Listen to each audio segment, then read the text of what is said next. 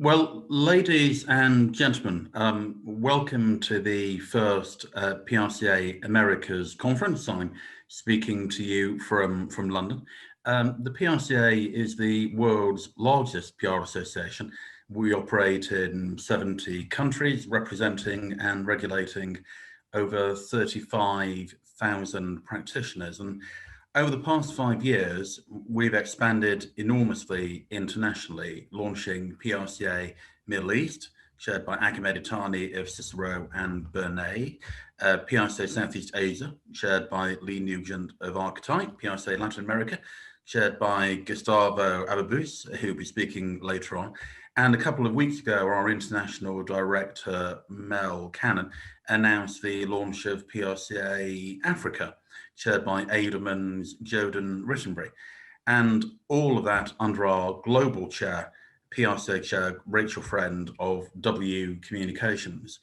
We also manage ECO, which is the umbrella body for 41 associations around the world, representing over 3,000 agencies, chaired by Nitin Mantri, who will also be speaking during this conference.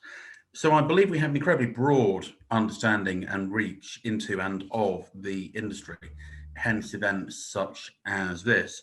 Now, I'd like to thank our conference sponsors, Misinterpreted Podcast and Karma. Without their support, as we all know, events such as this simply can't happen. Before I hand over to my friend Fred Cook, our moderator for today, a few words about the market as we see it. We recently published the annual Eco World Report, the definitive analysis of the PR industry with data broken down by region. Now, inevitably, some of that data make for uncomfortable reading. Profitability was down in 6 out of 8 regions.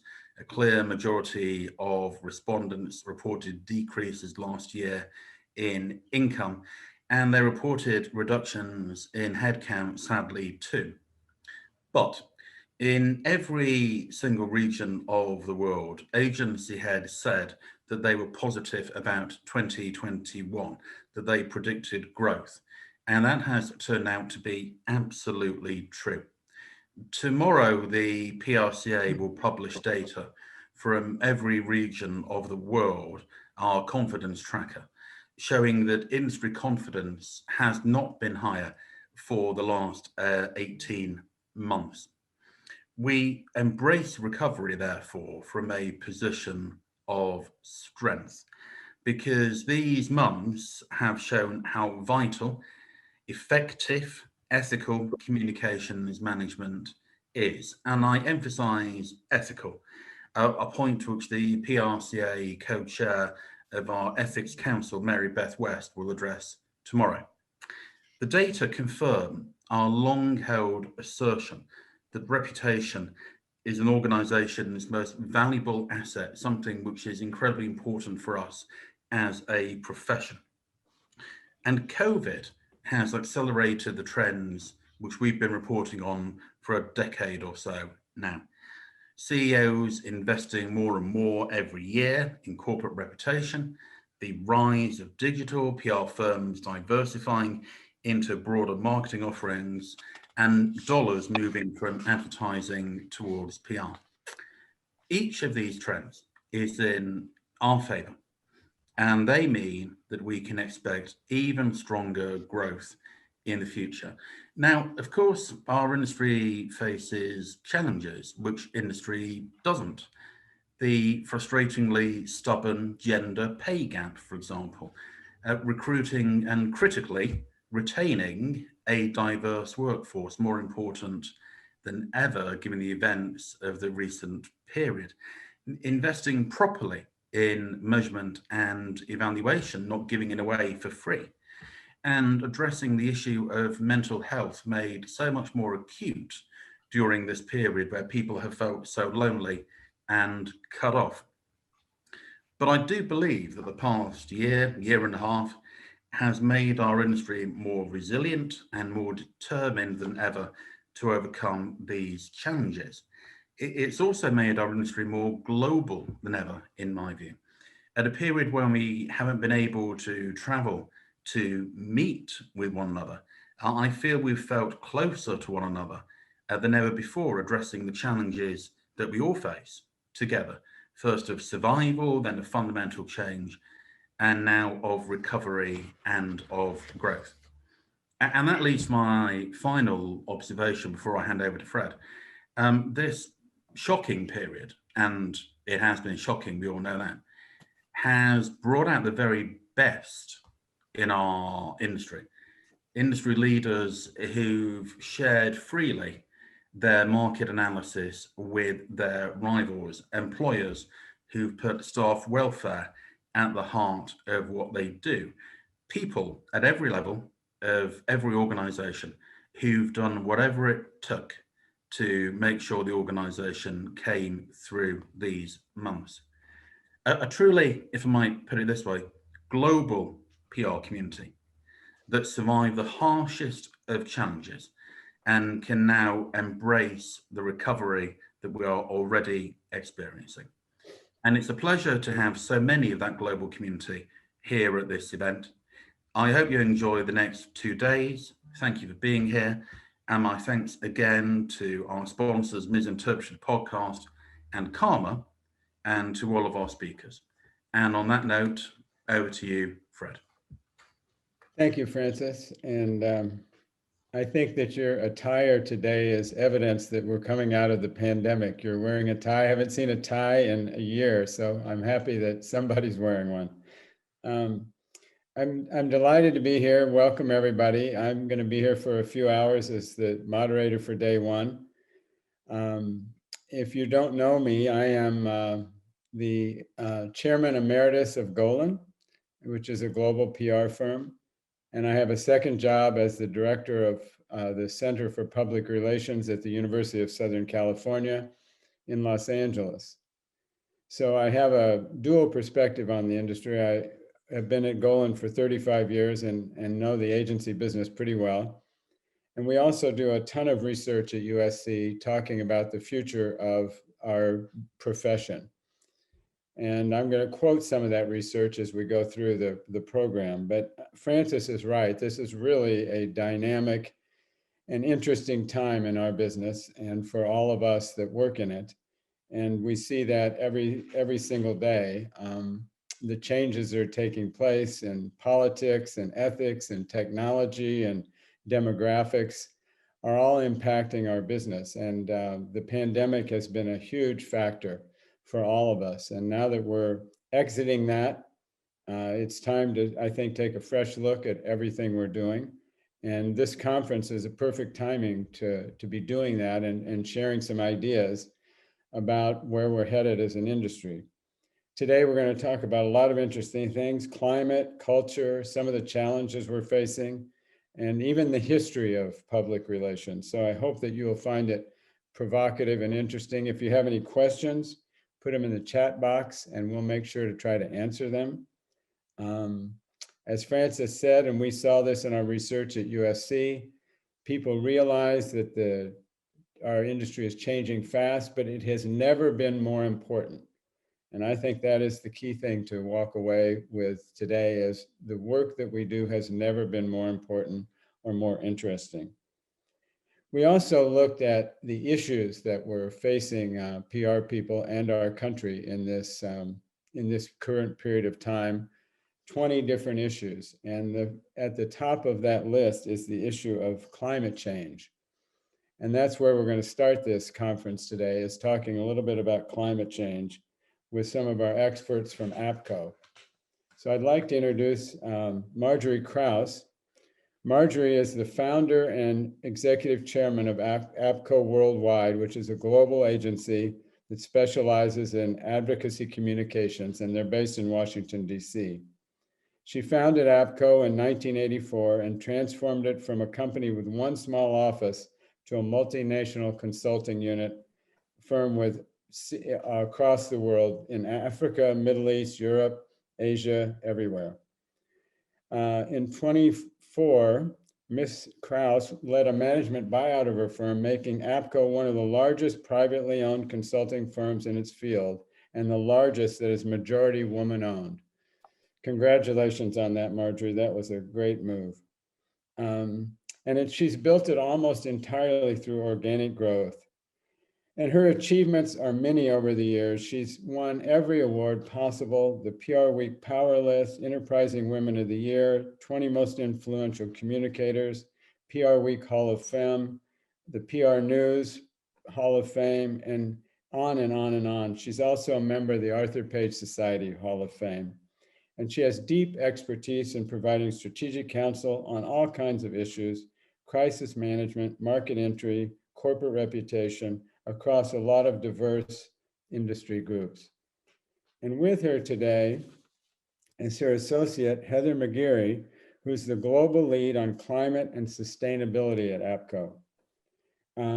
She leads the Apco Impact Team and is based in New York. And she has more than 20 years of experience working on climate change issues with business, governments, foundations, nonprofits, etc. She specializes in working with clients to develop and execute climate and sustainability strategies. And she's not just a PR person. Before she worked at Apco, she served as the chief operating officer of an organization called We Mean Business, which was instrumental in building the organization from 2015 to 2021. It's a global nonprofit driving the world's most influential companies from net zero to 2040. Prior to that, she co-founded the Purpose Climate Lab, which was created to mobilize public voices on climate change.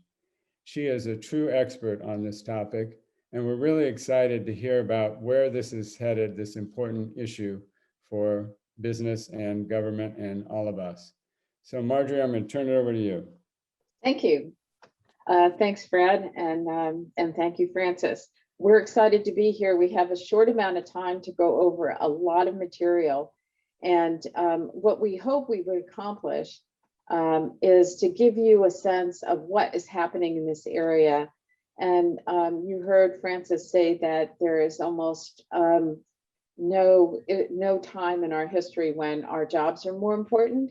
And there's probably no issue where that's going to show up as much as what's happening on the climate discussion. And I think it's more climate action than climate change that we're going to talk about. We're going to take you on a journey that every company that is out there is going to have to go on one way or the other, whether they're far down that journey now or whether they're just starting. We hope the information we provide will be helpful to you. And we're going to do this as a conversation. And as you heard, Heather's the expert, so she'll run you through some of this, and then we'll ask each other a couple questions, and then open it up for questions at large. So if you have questions as we're going along, if you put them in the chat, that will be very useful. This is a cartoon that got me kind of interested and focused on climate change. It's a little bit dated at this point, not because the climate wave is the biggest, but because this happened at the beginning of COVID. And probably I'd switch these now and say recession was the one thing that people were concerned about, but then COVID became a new wave. And I think that the time during COVID got us to focus on a lot of different things, but nothing more than climate. Climate was always an important thing, but I think our consciousness has totally changed in the last couple of months. And every company that's not focused on this is going to have to focus on this, or there will be consequences by way of employees, by way of government, and everything else.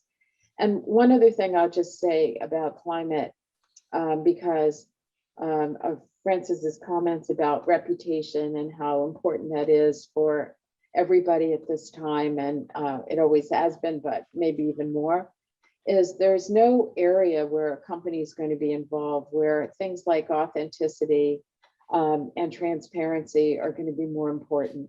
And companies are going to be have to walk the talk. And in order to do that, you have to know what the talk is and what the expectations are. And that's what we want to focus on. So with that, Heather, why don't we turn the page here and talk a little bit about the current landscape. And I apologize for my phone ringing, but I can't My husband and I share the space, and that's what goes with the territory during COVID, right?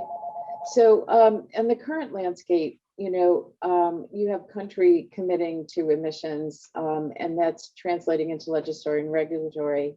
You have the financial community, which is now looking at the reputational risk of climate, and you have companies who want to do the right thing. And so, Heather, why don't you give us an idea of what this roadmap looks like and what COP26 is all about? Yeah, sure. And just thinking about COP26, which is coming upon us fairly soon. It's happening in November of this year. And just for reference point, that's the annual, generally it's annual. It didn't happen last year. So it was what got pushed from last year to this year.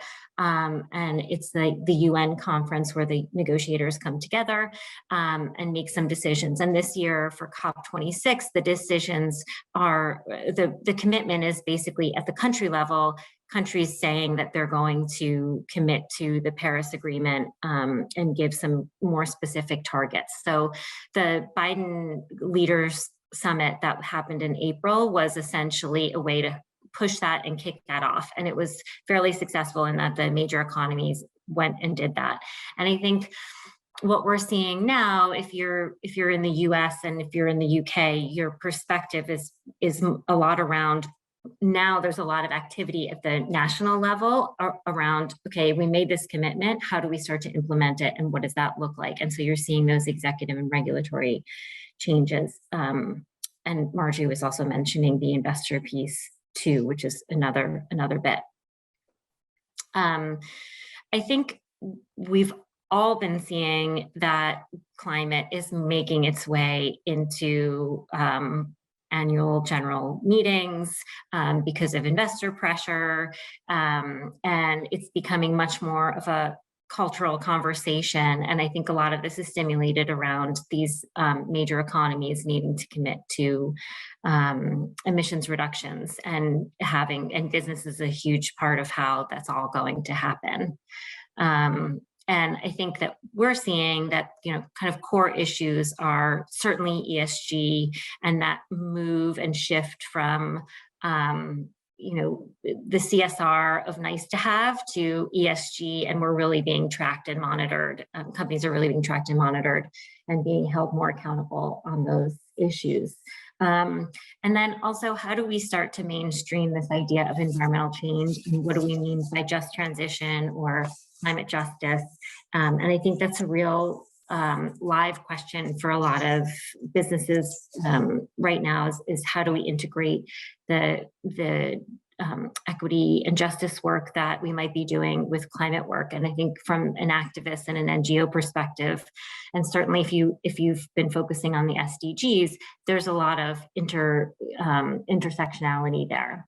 And then of course, people have been quite focused on financial mechanisms and how do we provide stimulus from a government perspective or an investment perspective so that there's we're going to be able to move forward with investing in new technologies, clean technologies.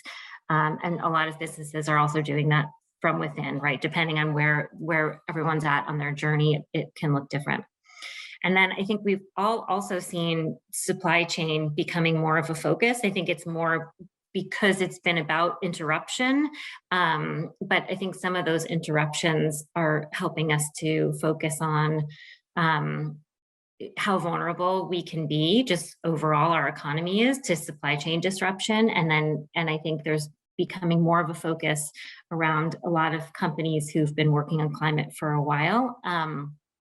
And how do they get into their supply chains and create efficiencies and reduce emissions in there? And then, of course, there's nature. Heather, just one other point on that. For most companies, and everybody should pay attention to this, they're not going to be able to live up to their commitments if their supply chains are not compliant in a way. And so, for those companies that have been really good about trying to be on this transformation journey. Some of them still have a lot of work to do on supply chains, which is a lot more complicated. And so as you're thinking about this as a communicator, you know, understanding kind of where you are makes a big difference. And we'll get into what that journey looks like in just a minute.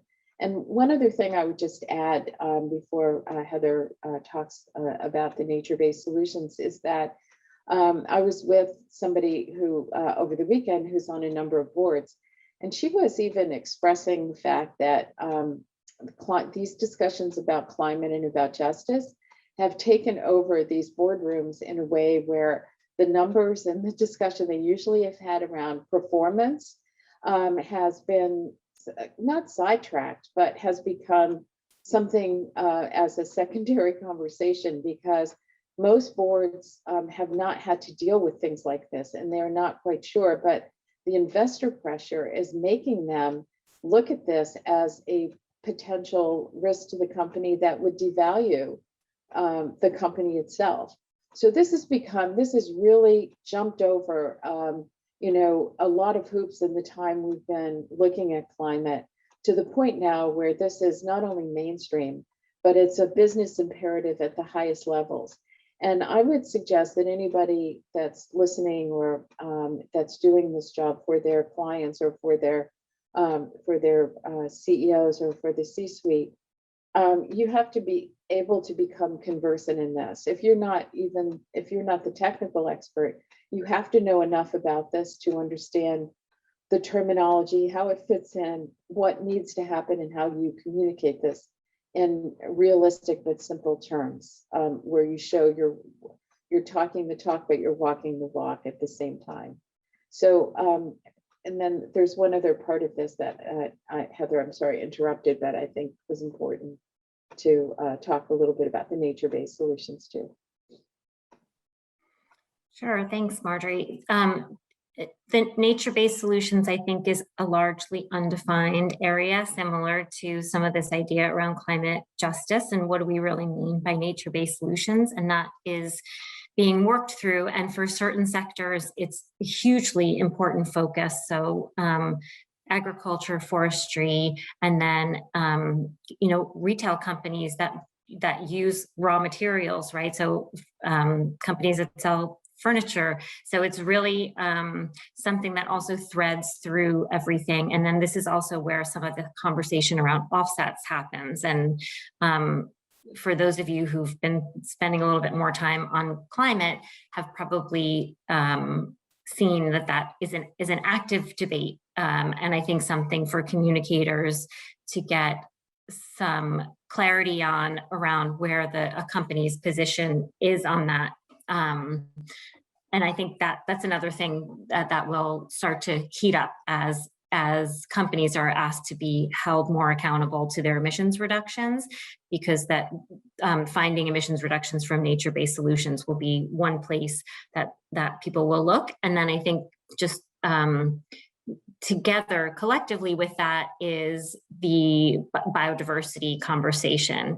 And so nature-based solutions has an offsets and carbon sequestration component to it. And then it has a conservation and biodiversity component to it. And there's also a big United Nations meeting this year in China in October that's focused on biodiversity. So these things are similar, aligned, and they intersect in different places, and businesses are affected by them or will be affected by them in different ways.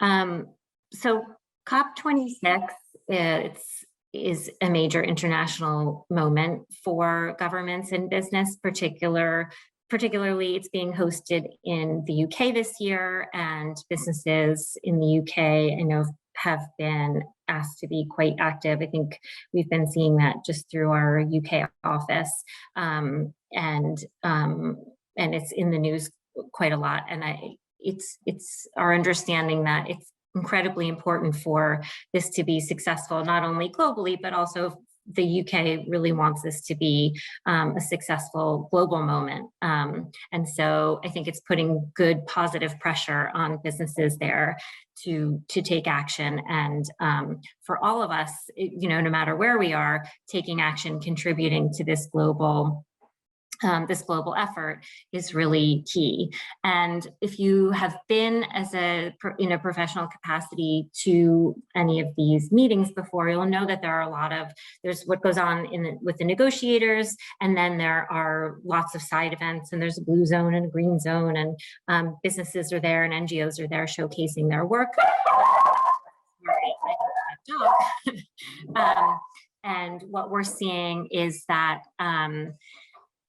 there's a lot of planning going on in case these meetings go virtual. And so how can there still be a show of support, participation, a way to demonstrate leadership, even if that's happening virtually? And then similarly, in the lead up to COP26, how can we create leadership moments? And there are some that I'll go to on the next slide, but Marjorie, I want to know, do you want to add anything? No, I do. I think in the interest of time, we should speed through the next couple so we have time on the last two. So I think the point here is that there will be a lot of businesses showing up at COP26, given where things stand right now, just as the ecosystem around a meeting like the World Economic Forum. So, if your company is not planning to go there are ways you can participate, and these are some of the areas. And I think on the next one, talking a little bit about what the UK leadership is looking to do, I think we should flip to the next chart and then spend the rest of the time on the last two, because we don't have a lot of time. Yes. But if people have questions, they can get in touch with us afterward, and we're happy to share a lot of this. So please. I don't know why it seems to be stuck, but maybe I can just talk to it because I know it's on the next slide, which is, and we can make this available to people if you want to see it afterwards. Apologies, it's stuck.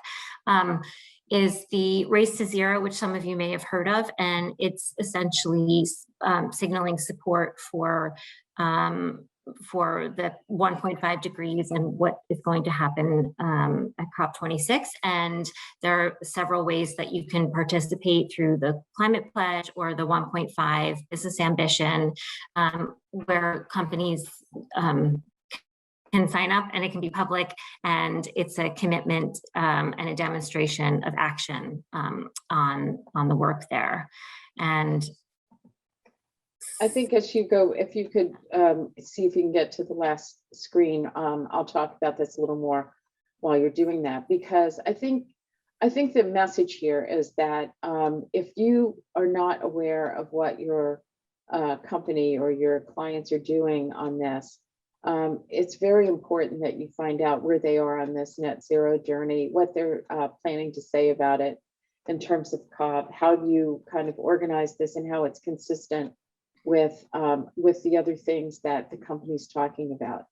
And just to close, one of the things that we thought was important is to share this journey that we've been seeing companies go through, the different pieces of this that you need to know about. And so we'll take you through this very quickly, and then if there are questions, we're happy to answer those. yeah. So here's what's on the horizon. Yeah, very quickly in the interest of time, but depending on where companies are in their journey, sometimes they're just setting their level of ambition and understanding what that really looks like, and that's a hugely important first step. Others have had their level of ambition set for quite a while, and then essentially from there, where do we set targets and goals and come up with a strategy? So, those first three pieces is really the strategy and the planning, and then as you go through the capital alignment, climate policy support, governance is become obviously something that's a real focus. And again, that just transition, what do we mean by climate justice? How are we demonstrating that as businesses? And then of course, reporting. So reporting happens across at actually each of these phases, but it is important to demonstrate that that you're reporting and supporting the work overall.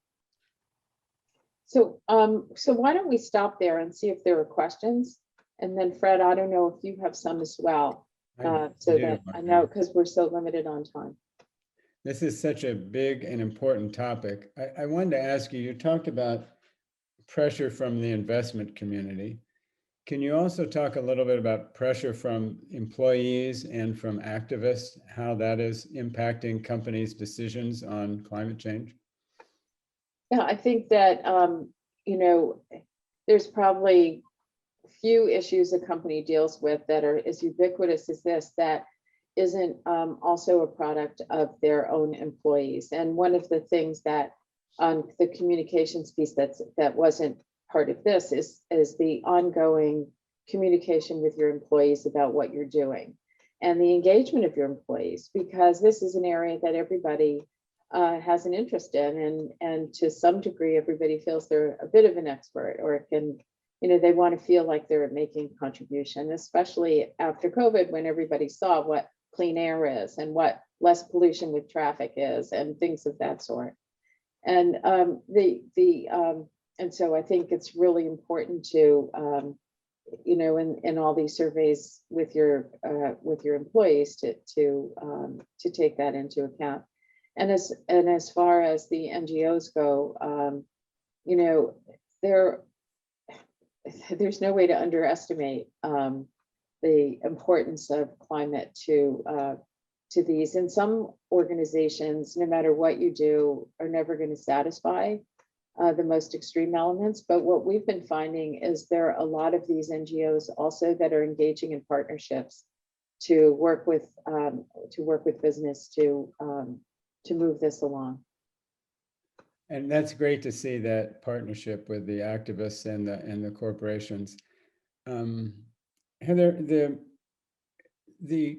our research shows that it's still a controversial topic, climate change, and in this polarization that we're experiencing in the US and around the world, how do you see polarization impacting this conversation about climate change? Just the disagreement about facts and the reality of it.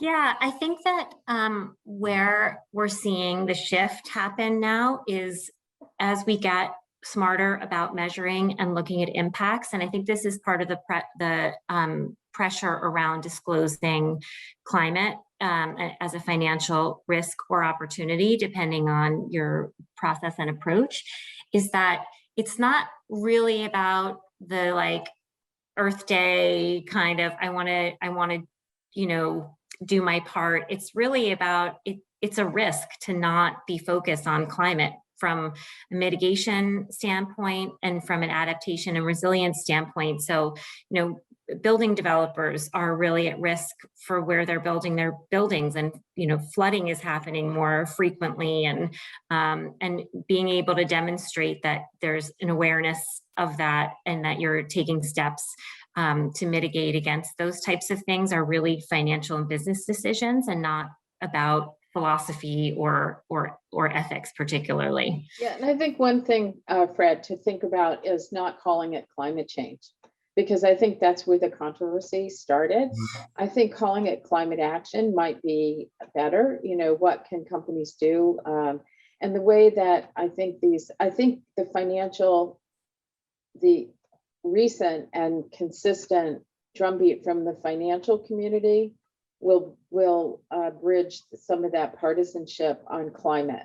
These companies are asking specifically to identify what kind of risks, financial risks, a company has. Are they even, whatever they're producing, whatever their EBITDA is, are they also at the same time causing more damage to the environment that if they had to remediate would negate the profits? And so it's a hard analysis looking at the real value of companies based on a climate lens in addition to the financial lens.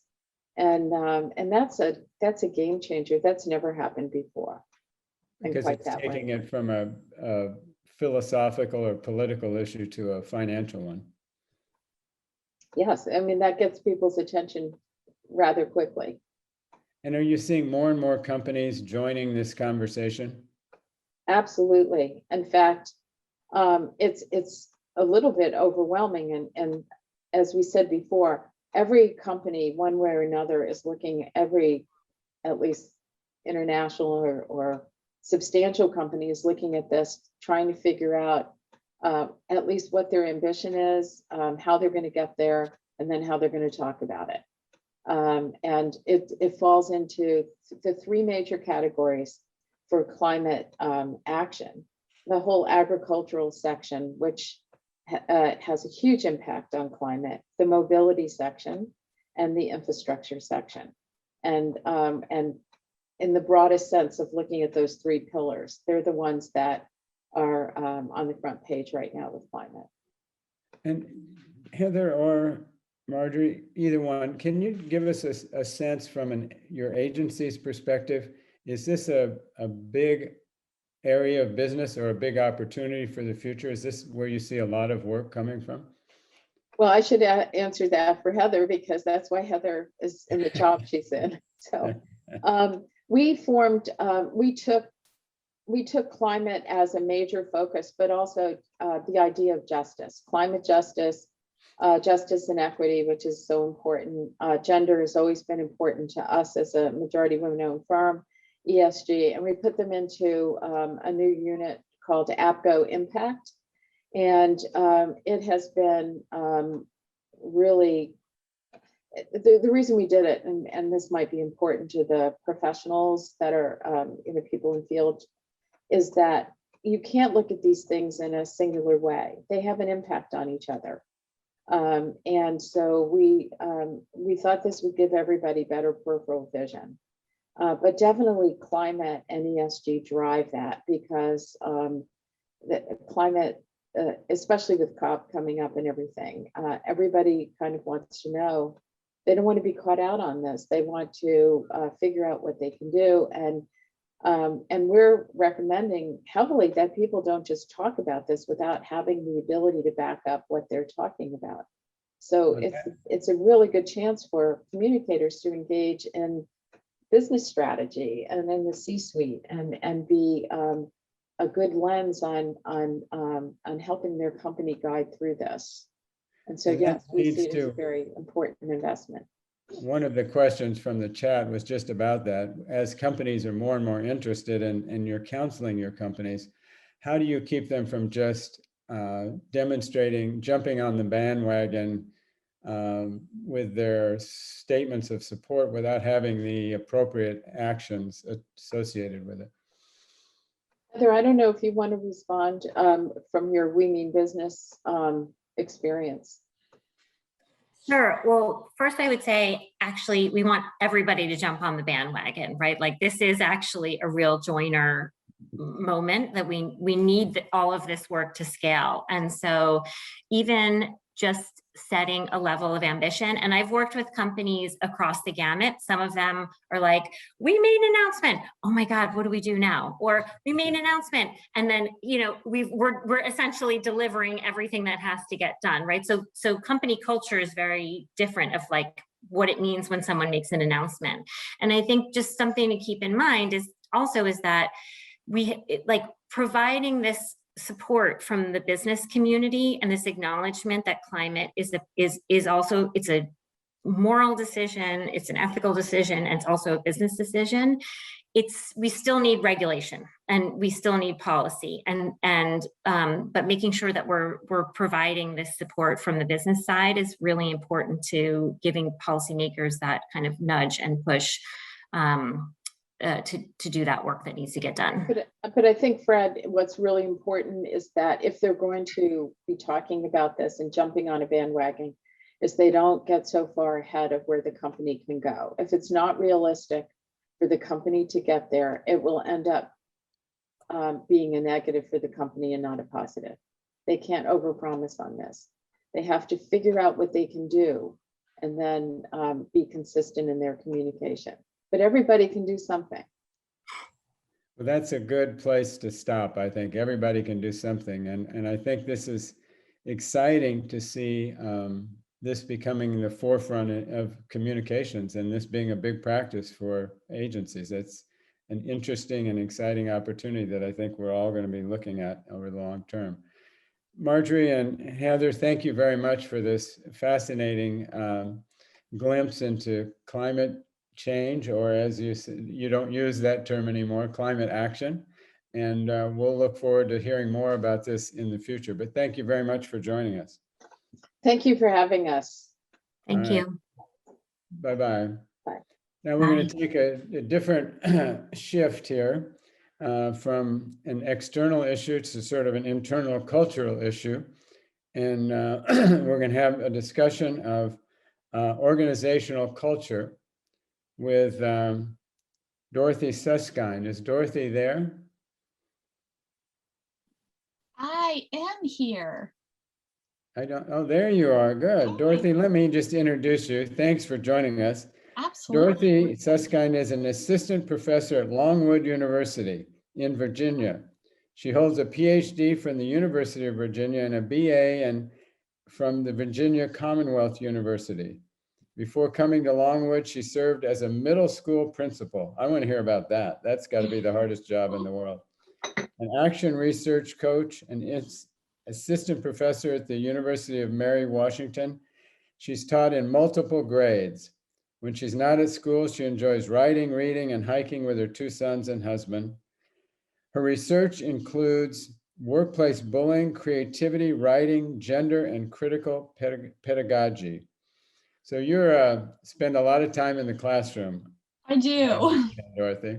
Well, tell us how that relates to corporate culture, what you've learned from that process. Absolutely. Do you want me to go ahead and share my screen? That would be fine. All right. Fingers crossed it's going to work. And I'm going to put myself on mute.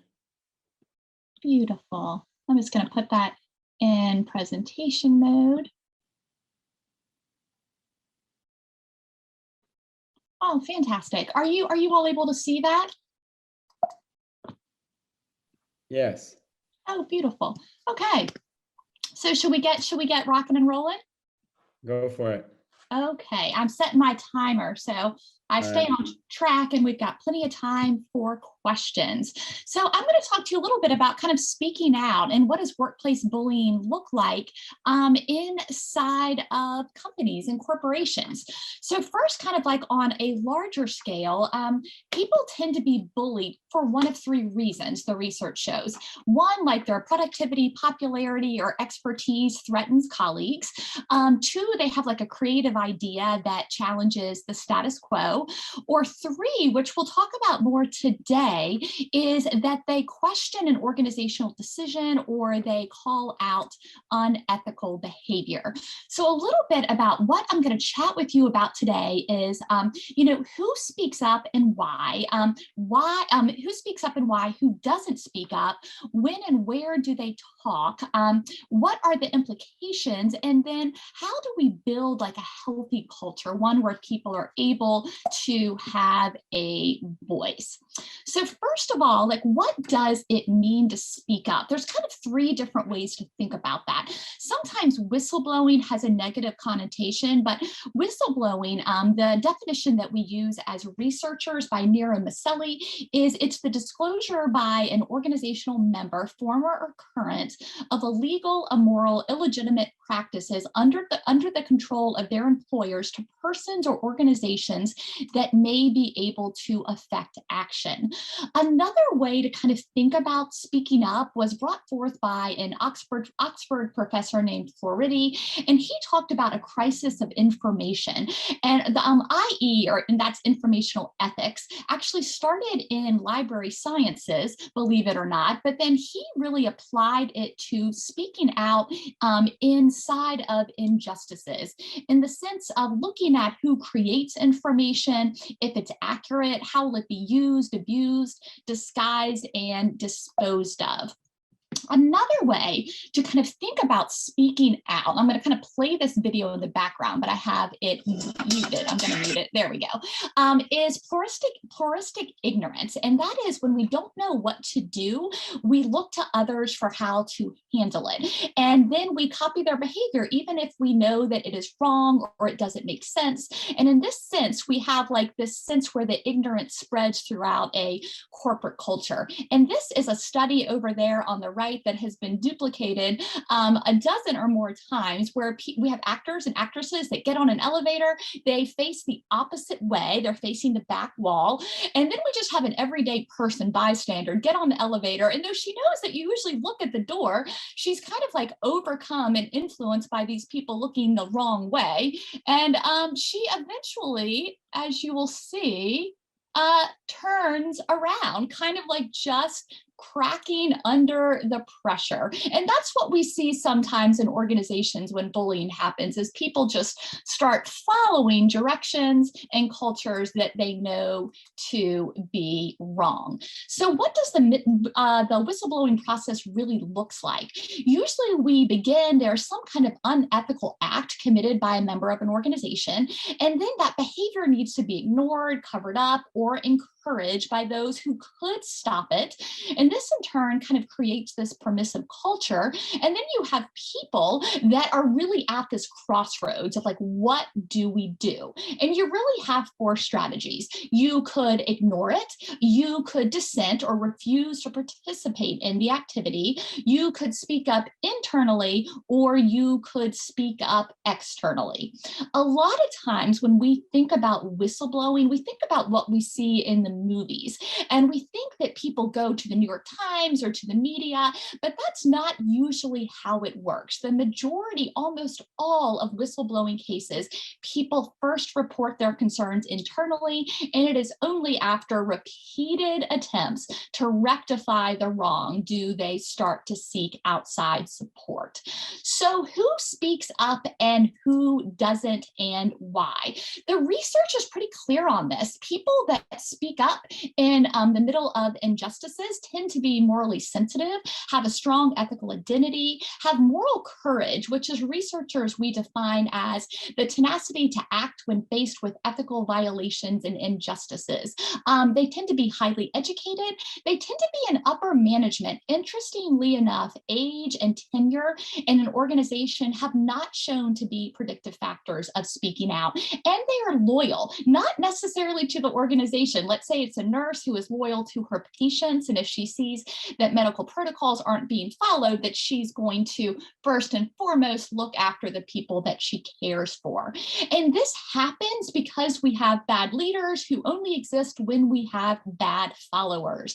So bad leaders would not be able to realize their ambition without the support of dedicated, opportunist, docile, or indifferent followers. Their success is assured by the complicity of the silent majority. And that's a quote by Solis, who's done quite a bit of research. When we think about bad followers, there's really about four categories that emerge from the data. People that do it to appease and profit, like they are actually getting something from the misconduct. There are also these evildoers. I know that's kind of a funny term, and I know that you have met these people. These are folks that seem to be almost energized by the drama and mean-spiritedness that can go on in an organization. Sometimes it is fear. People are scared to speak up because of retaliation. And there are also those isolates, people that just really kind of keep to themselves with a sense of indifference. When we think about, there we go, when we think about what happens in the face of injustice, people who blow the whistle will say that they absolutely had to. It wasn't a choice. It was an obligation to expose the injustice, especially if they are surrounded by other people that are not going to step forward. People who don't tend to have kind of a pragmatic ethical stance. I'm just going to do what's working in the moment, regardless if it matches my values. They follow the organizational culture, and they are complicit or contributory in questionable circumstances.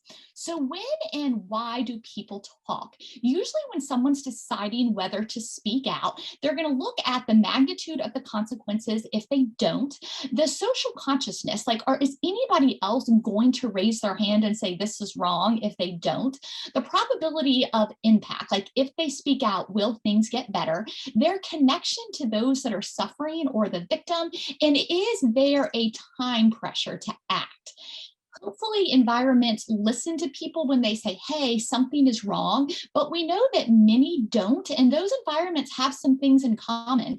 They tend to lack predictability, they tend to lack a moral compass, and have this habit of silencing individuals and covering up mistakes, which of course have significant consequences. When we're talking about speaking up, we're really talking about, in a sense, civil disobedience. And of course, Thoreau, the writer, said, law never made men a whit more just, and by means of their respect for it, even the well-disposed are daily made the agents of injustice. Or the rich man is always sold to the institution which makes him rich. The more money, the less virtue. And one of the things that Thoreau talked about with civil disobedience is that we have an obligation to follow a higher law, which may not be the law of our organization or even our state, but the law of our conscience, and doing what's right even in the face of adversity. But what that means is that often when people speak up, there is this sense of retaliation. And a lot of times people will say, well, isn't there protection for that? In the United States, unfortunately, we are here the only industrialized nation that doesn't have protective legislation for workplace bullying outside of protective classes like race, religion, sexual orientation. There are whistleblowing protections, but there's lots of holes in that legislation. Many of them are specific to government employees, like the Whistleblower Enhancement Act of 2012. There is the False Claims Act, which actually came about in 1863. It's often called the Lincoln Law, but again, that has to do with fraud with the government.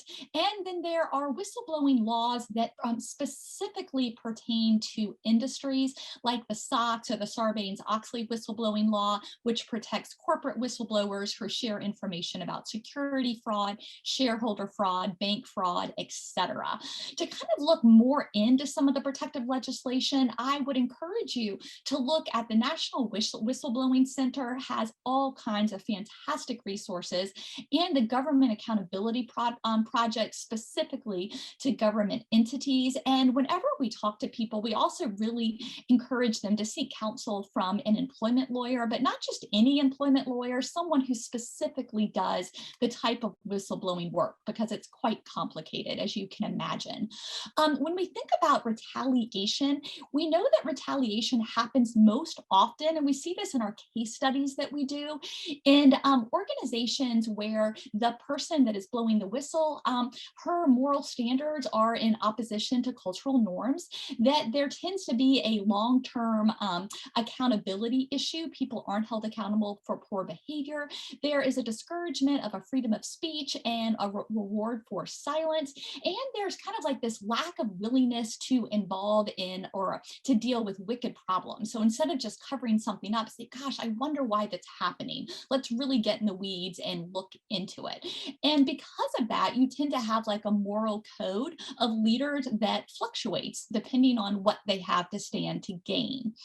Interestingly enough, men in power positions are often shielded from retaliatory action, but the research shows that women's power status offers no such buffer, and female whistleblowers do tend to be subjected to higher levels of retaliation. And the general workplace bullying research, we know that men bully women and men in fairly equal measure. It's about 50-50, but women bully women almost exclusively. So in general, women are at a much higher risk for being bullied. And what does that look like? We think about there's both informal and formal retaliation.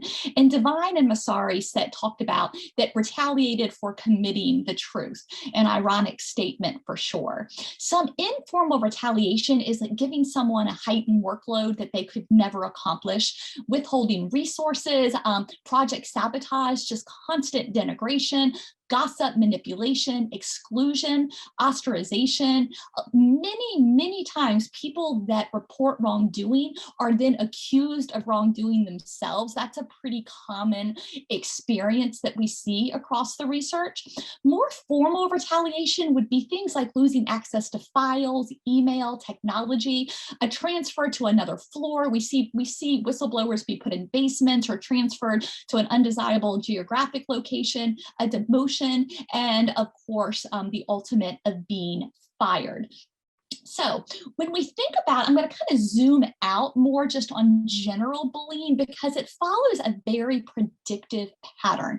There was a researcher named Hans Lehmann, and he said that there are only so many ways to kill a person at work. So the studies are very similar, and that's what we find. Most workplace bullying incidents follow like a 6 cycle. So first of all, there's stage 1, and that's when the target is identified. The research is really clear on this. Targets tend to be competent, they're top producers, not interested in office politics, have a benevolent worldview, see the good in people, and are often sought after for advice. Stage 2 is kind of like the battle plans. And a lot of times the bully will pretend to be friends with the target. And this encourages the target or the victim, you could use either term, to kind of divulge personal information because, she or he thinks that they're talking to a friend. And then the bully later uses that private information against her. And at this point, the plot is already beginning to chart the target's dismissal. Stage 3 is like a precipitating event, and this is not the cause of the bullying, but it's kind of what the bully uses. It could be that the target got a promotion, a successful campaign, shared a new idea, or called out unethical behavior, and that event is used to stir unrest. We call this in psychology common enemy intimacy, where bullies will try to get everyone to dislike the same person. So we're going to bond over all hating the same person. So common enemy intimacy. Stage 4 is where the underground battle begins. And at this point, most victims of bullying don't even know what's happening yet. A lot of times this begins like as lunchtime gossip. Let's say that the person's name is June. The bully might say, wow, June looks tired, or June's not really a team player. I don't think June's up for the project. The bully may interview June's colleagues and kind of planting seeds of doubt. Like, unless you want to become part of the problem, you might want to kind of stay away from June. This one really catches people off guard, but it's very consistent in the research. The bully often reaches out to human resources and says, hey, I'm a little worried about June. I really like her, but I just want to keep an eye on her. The bully will also reach out to the bully's boss to cover her tracks, say, hey, I'm a little bit worried about June. Then this is where the attack really happens. Stage 5, and this is usually the first moment that the victim actually knows something is happening. At this point, the bully will often go back to human resources and say, hey, you got to put her, or let's say June, on a PIP or a performance improvement plan. And remember, June is most likely a top performer in her field. So that is ludicrous. A lot of times the work demands will just be unmanageable.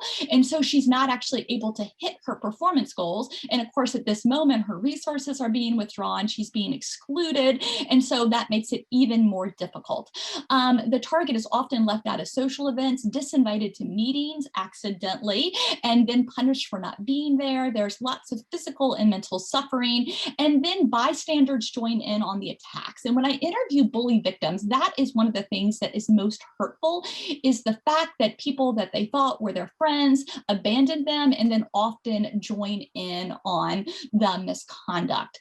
Bullying can take any form, but we usually see in the research it takes somewhere between 6 to 18 months. 74% large-scale studies by the Workplace Bullying Institute show this, of people lose their job, and that could be that they were transferred, they could have been terminated, a variety of things. Some are encouraged to sign NDAs or non-disclosure agreements in exchange for a small severance, but what that means is they're not able to talk about their case, and that's how these bullying cases get stacked up again and again and again. And there's certainly a lot of us are lobbying right now not to be able to use NDAs in harassment cases. The health consequences are increasing right at that moment when the victim is losing her job. And then with any luck, we can start that healing process. Another way to kind of think about the bullying process is something that a sociologist named Harold Garfinkel proposed in the 50s called the Degradation Ceremony. This also builds off of Goffman's research on stigma. And what the Degradation Ceremony is, this usually really resonates with victims, is that we work for a company and everybody abides by group norms, and then somehow the victim breaks those group norms, usually by overly productive, overly innovative, or calling out poor behavior. And then the community launches an attack, right? Through manipulation, sabotage, to try to get that person back in line so she or he will be quiet and no longer speak out. If that doesn't work, where they move to is there's like this campaign that is launched where that person is now talked of, not just that she's not good at her job, but that she's a fundamentally bad and deeply flawed individual, and therefore she has to be terminated and pushed out. And it is that sense that someone completely degrades your character and your sense of self after 20, 30 years of being successful in an organization that brings a great deal of shame. The suffering, some of the things we see in the research are insomnia, panic attacks, high blood pressure, weight loss, complex PTSD, and suicidal ideations, which is just tragic. One of the things that we see again and again too is that coworkers suffer secondhand trauma from witnessing the abuse, and coworkers who see colleagues retaliated against are less likely to speak out.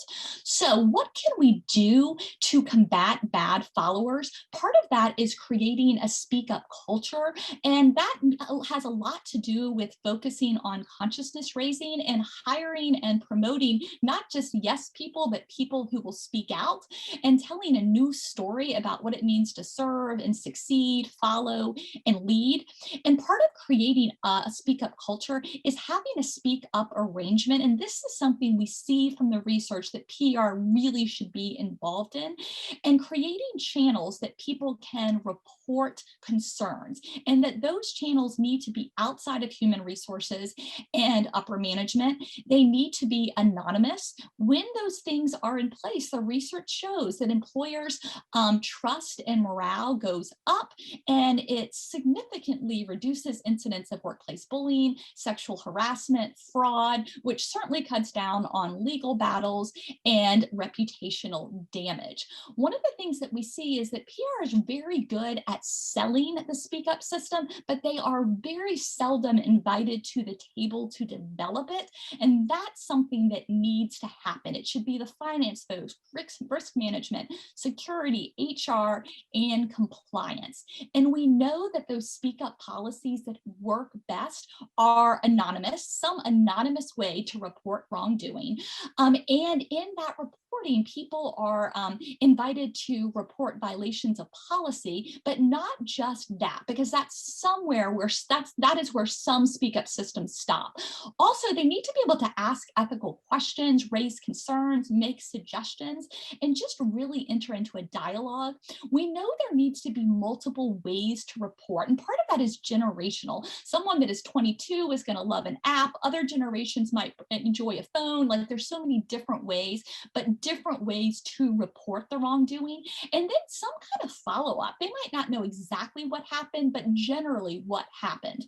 Some of the things that we've seen, there have been all kinds of interesting case studies about the monikers. Sometimes, like when people call them speak up systems, that can be translated differently in different cultures. Sometimes it is translated as speak loudly, which would be frowned upon by some. People have come up with really clever names like Ask Peggy or Ask John and different things like that. that. And also just caution that low report numbers don't necessarily mean that things are going well. It might mean that people are scared to speak up or they don't know how to.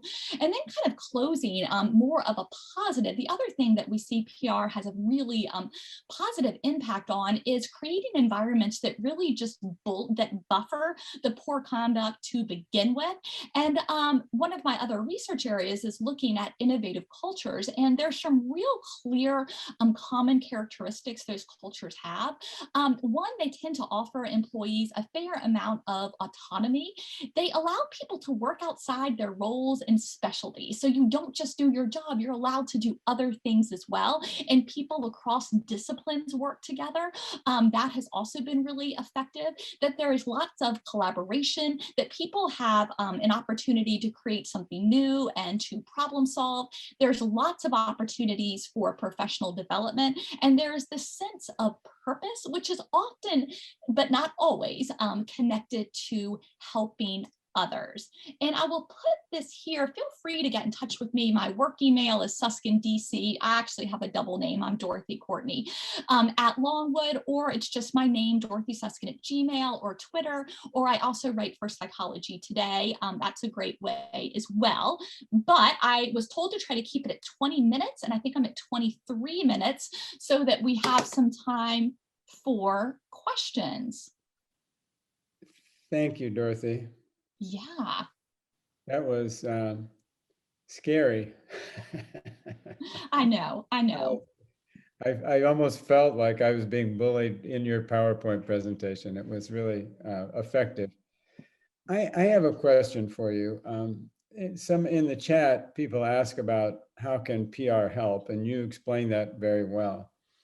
Many of us work in PR agencies, and the agency itself might have a very open culture, but we're dealing with clients, and sometimes clients can be very challenging to work with, and the relationship is obviously very different. How would you apply these recommendations if you're having a problem with a client that's difficult?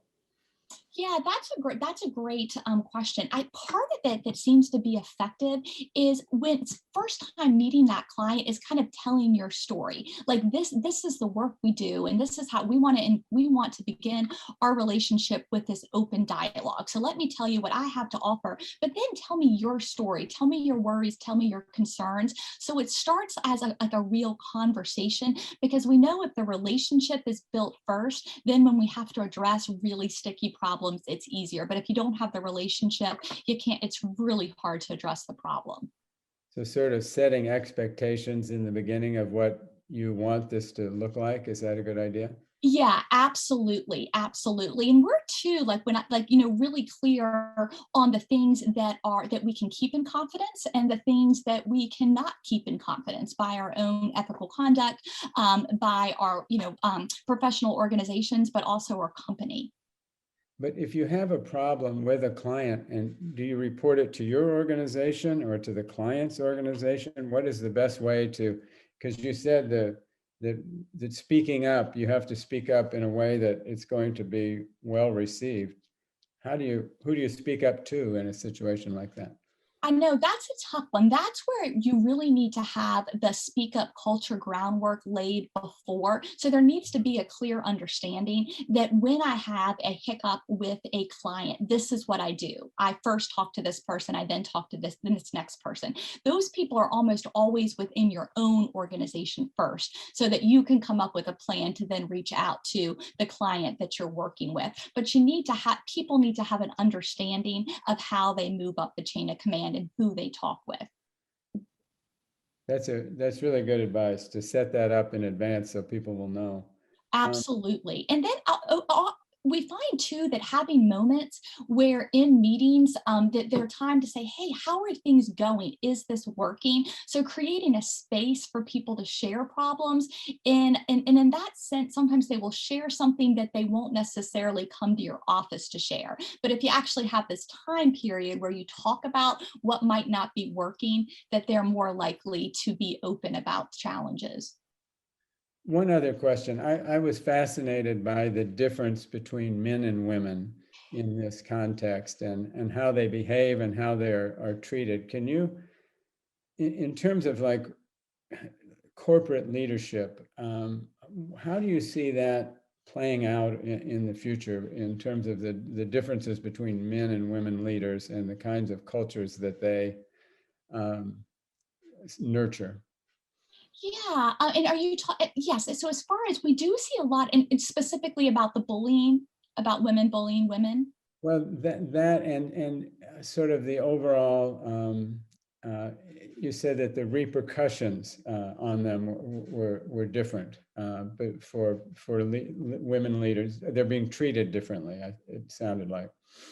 Yeah, absolutely. A lot of that, kind of, you think you were laughing about my middle school experience, and a lot of that goes back kind of like to early development, especially those middle school years, that where we see that women in general are really held up to be thoughtful and kind and attractive and not to raise problems, and men and boys are more likely to be very direct in their challenges, things that they're upset about.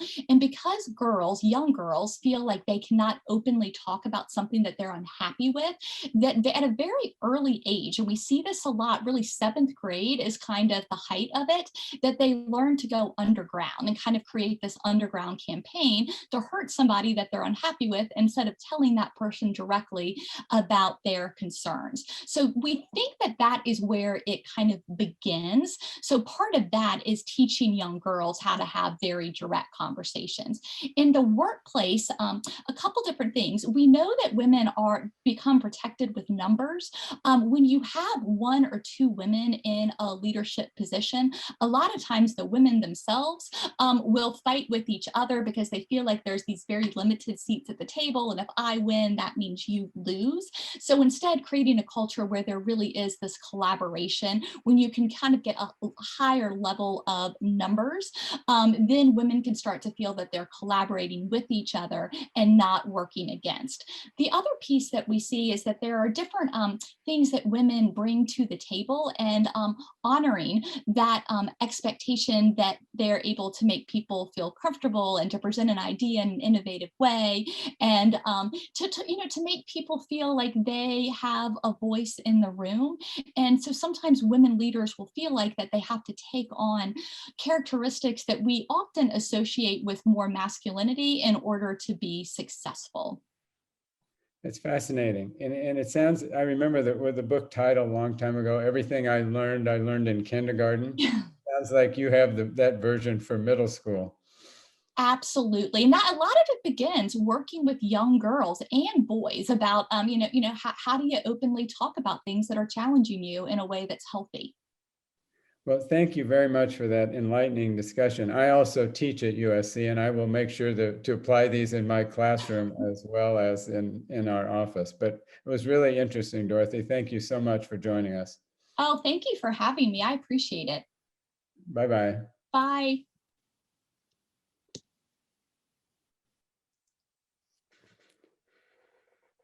That was, there we go. I see Francis. Let's see if we have our next speaker is from Shelley Spector. Shelley, are you with us?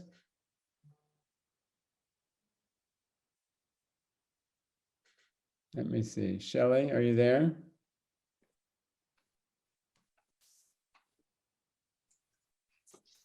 I don't see Shelley. I am here. Here I am. Oh, there you are. Okay. Hi. How are you, Shelley? How are you, Fred? Good. I'm fine. I'm glad that you're with us, and I hope that your panelists are also. I think I see everybody. But I'm going to turn it over to you, Shelley, for the next session, which I think is going to be a really interesting panel discussion. And just for those of you that don't know, Shelley is the founder and director of the Museum of Public Relations.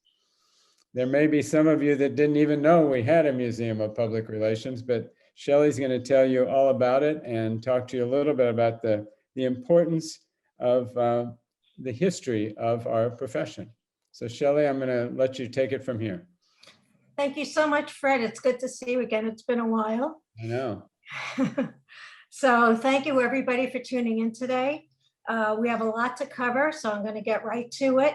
But first, I want to thank our panelists who are from the UK, India, Argentina, and the US. And we're going to be talking today about inclusion in the PR history as well as internationalization in PR history.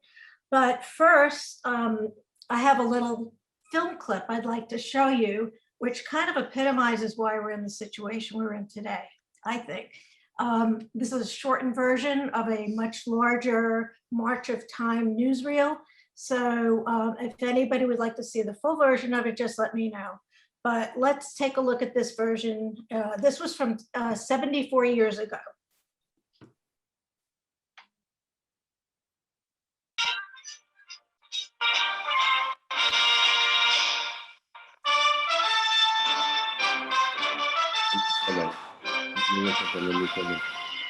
The men who watch over this delicate and important relationship of public and business call themselves public relations counselors. Their profession, America's youngest, is the practice of public relations. These men themselves are seldom in the public eye, but those who report the nation's affairs by word or picture know them well, and businessmen who pay them generously for their advice have learned that it is often worth its weight in gold. Though skilled in the use of advertising and publicity, their chief concern is to encourage common sense statesmanship in interrelations of business, government, labor, and public.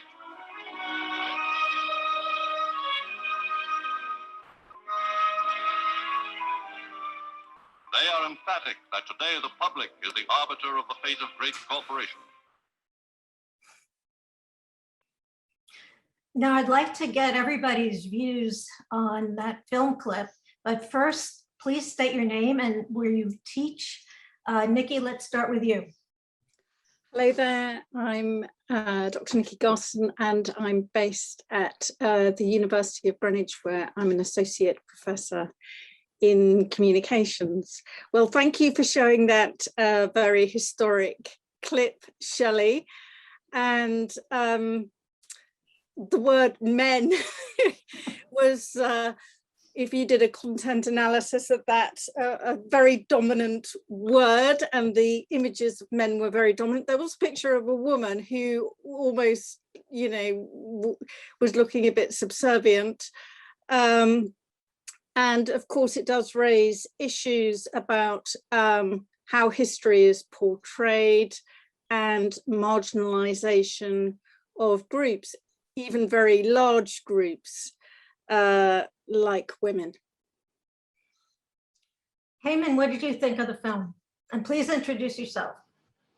Thank you so much, Shelley. It's such a pleasure to be here. My name is Hemant Gole, and I'm the Dean of School of Communications here in India. And I concur with Nikki here. And, you know, in addition to the overwhelming presence of men in that clip, I suppose the clip was also an evidence of what entities have been the predominant users of public relations or public influence as a service, and that has been primarily government for government propaganda, and you know, for most of our modern history of PR, that has been the most predominant entity that has been present, and it's only been much more recently that we have seen the tables turn in the favor of private organizations. So I suppose that goes to show why our history is mostly in one direction. Exactly. Federico, can you introduce yourself and tell us your reaction to this film clip? Oh, hello. I'm Federico Rey Lennon from Argentina. I am a PR consultant and a professor at the university. My English is not so good, but in Argentina, you know, Chile came virtually at our university recently. We had a lot of people studying public relations, and the profession is increased a lot. Hey, Adrian, please introduce yourself. Sure. Hi. So I'm Adrian Crooks, and I'm the Associate Dean of the Media School at London College of Communication, which is part of the University of the Arts London. I don't know what year that was, Shelley. Do you know what year was It was that produced? 1947. Right. So I kind of guess, from a Western perspective, it's very familiar to us, isn't it, as the kind of newsreel that tells the story. And it's very familiar to us as a way that we've often done history in the West, isn't it? And it just so happens that there was a group of people who were in a certain situation at the time, in a certain society. And they've become kind of the great men, the people who have, the history is the great men who have created something. And I think it really reminds us that there are different ways of doing history, and that's just one way of doing history, right? And I guess we'll get into that, but I think that other ways to look at history are the ways things develop from where countries are, the country journey. Predominantly, I think in that case, how the PR industry then developed as a means of communicating. I think Hemant suggested the idea that, it had come out of politics and then transferred into business. So I think we've got to look at all of that. And Nikki's absolutely right. We've got to plug into that how everybody has been involved in that, not just these so-called great men that these classic newsreels would like us to believe is the case. Right, we have to find out one day who is behind this newsreel, because we really don't know. It's still a mystery to us. So all of you teach some sort of PR history, right? Do you teach an Americanized white man version of history that's in most of the textbooks? Or do you also include women and people of color, diverse people? Nikki? I think there are two ways of integrating teaching PR history. One is as a subject in itself, PR history. And also, as Fitch and Latang have recommended, is when you're addressing different areas of PR, for example, issues management or maybe NGO campaigning, you can add historic perspective. So, for example, in the UK, Michaela O'Brien from the University of Westminster has looked at the history of the suffragette movement.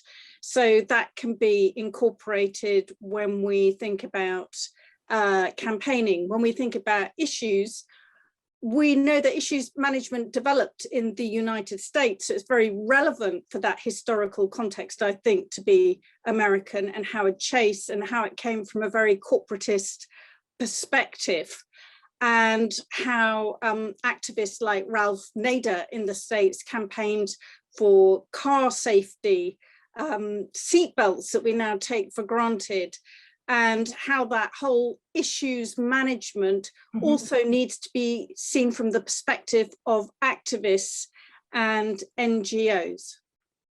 I think it's very interesting to look at not just the history of the public relations profession, but how history itself has, or how PR has impacted history. What do you think of that, Heyman?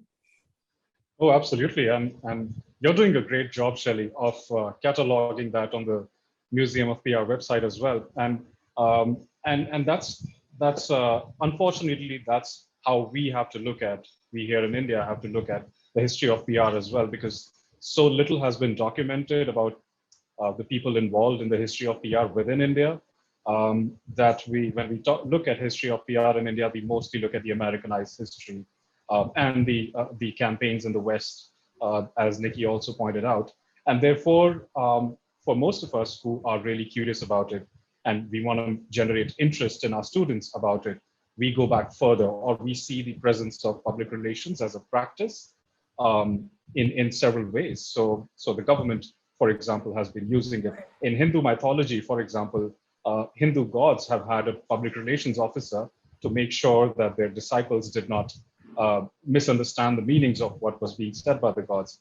But more closer to our modern history, the father of the nation, just around the time when Edward Bernays had published his book on propaganda, Mahatma Gandhi was probably running the most influential public relations campaign for India, mobilizing the idea of an independent India. So, we have to really, in the absence of this literature beyond a certain point, or the absence of documentation and records, we really have to dig down deep into the history in that manner and find evidences of PR there. Absolutely. Thanks so much, Eamon. Federico, you've written books about Edward Bernays. Your first one was called Eddie and Doris. I was so happy that you included Doris there.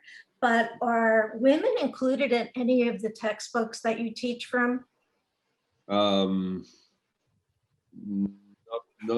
not. I'm not so sure. One problem in Argentina is that no research about our own history, PR history. No, my own research is I study the life of Eddie Bernays and Doris Fleischmann, and I'm trying now to begin to investigate the Argentine PR. How you say pioneers of PR, no? For instance, we have one of them, Graciela Fernandez Ibern, who was one of the first women in PR in Argentina, twice president of our own Council of Public Relations, director of Fleischmann Hiller here. He died 10 years ago. She promotes our national award of PR. And we don't have any text in the university that relates his life, for instance, no? His professional life. I'm trying to make this thing, no, this text.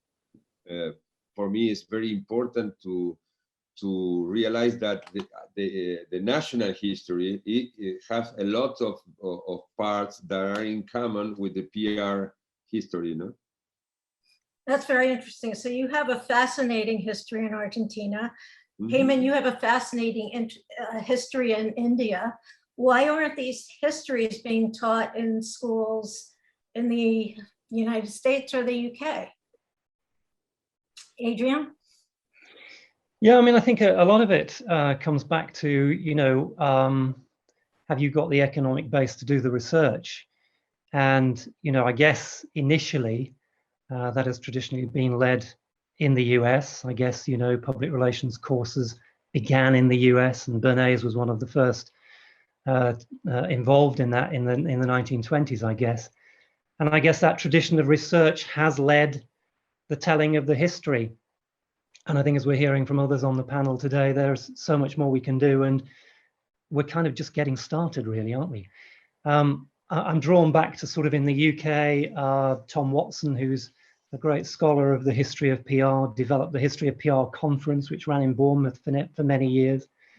And I remember attending one of those where Gunter Bentley from Germany had got his stratification model, which was the first time I'd seen and a different attempt to tell a history of how PR had developed, taking it right back, you know, to the beginning of mankind, where we obviously all had a desire to communicate, and a lot of it was about then religion, moving into sort of medieval societies and how the requirement for communicating in public developed, and then taking it up to the 20th century and the development sort of in the 18th, 19th centuries of industry, and then into a need to communicate in organizations.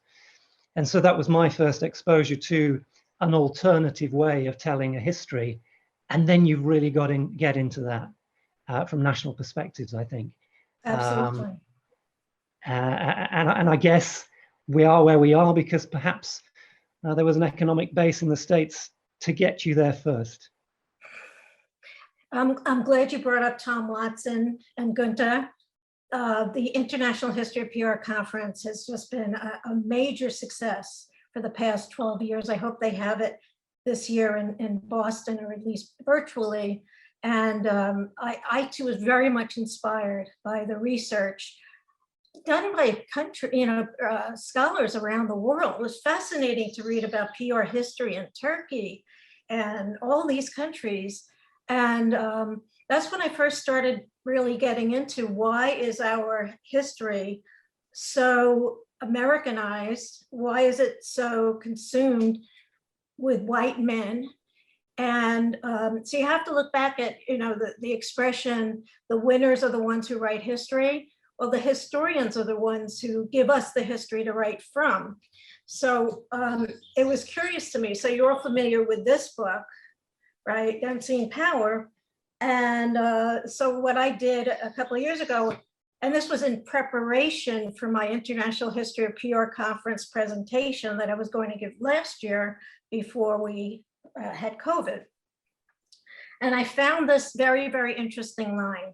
And, you know, Cutlip is considered, you know, world-renowned historian of PR and just a remarkable, remarkable scholar. And he wrote this, and this book was written in 1994. He wrote, given today's social climate, I suspect critics may note the absence of Black counselors and that only 2 women are included among the pioneers. This is a fact of history, not a choice of mine. So I guess he's now laying out what PR history is for everybody else who's going to be writing about it. Nikki? Yeah, I think it depends. You know, it may have been a fact that the people who are heading PR organizations were often men at a particular time.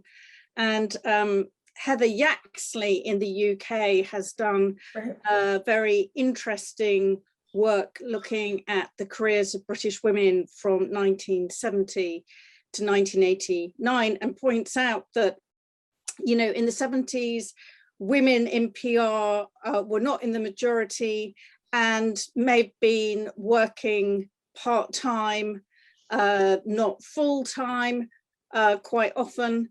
But it's a question of whether we always want to interview the person at the top of an organization, or whether we're also interested in getting the perspectives of people who work in a variety of roles for an organization.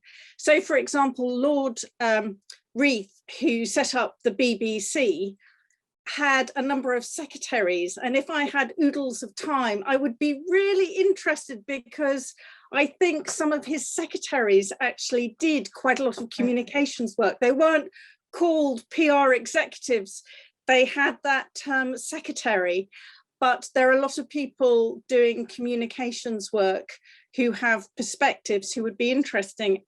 Also, I think it's not just people, you know, types of people.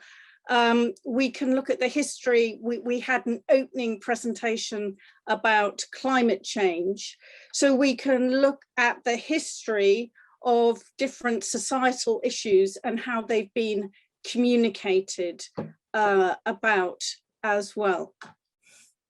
You know, I imagine it's true for a lot of you that that diversity, inclusion, diversity, equity, and inclusion is a big deal. Heyman, you and I were talking about that. Is there a way that we can teach history so that it could help attract diverse students into our field? Most definitely, I think, and you know, while we attract that diversity, it's also important to see what opportunities are created for them in the industry. So, for example, in the Indian PR industry, about 70% of the professional base at the bottom of the pyramid are women, but that pyramid narrows down really quickly as you go on top. And that's a different systemic challenge to begin with.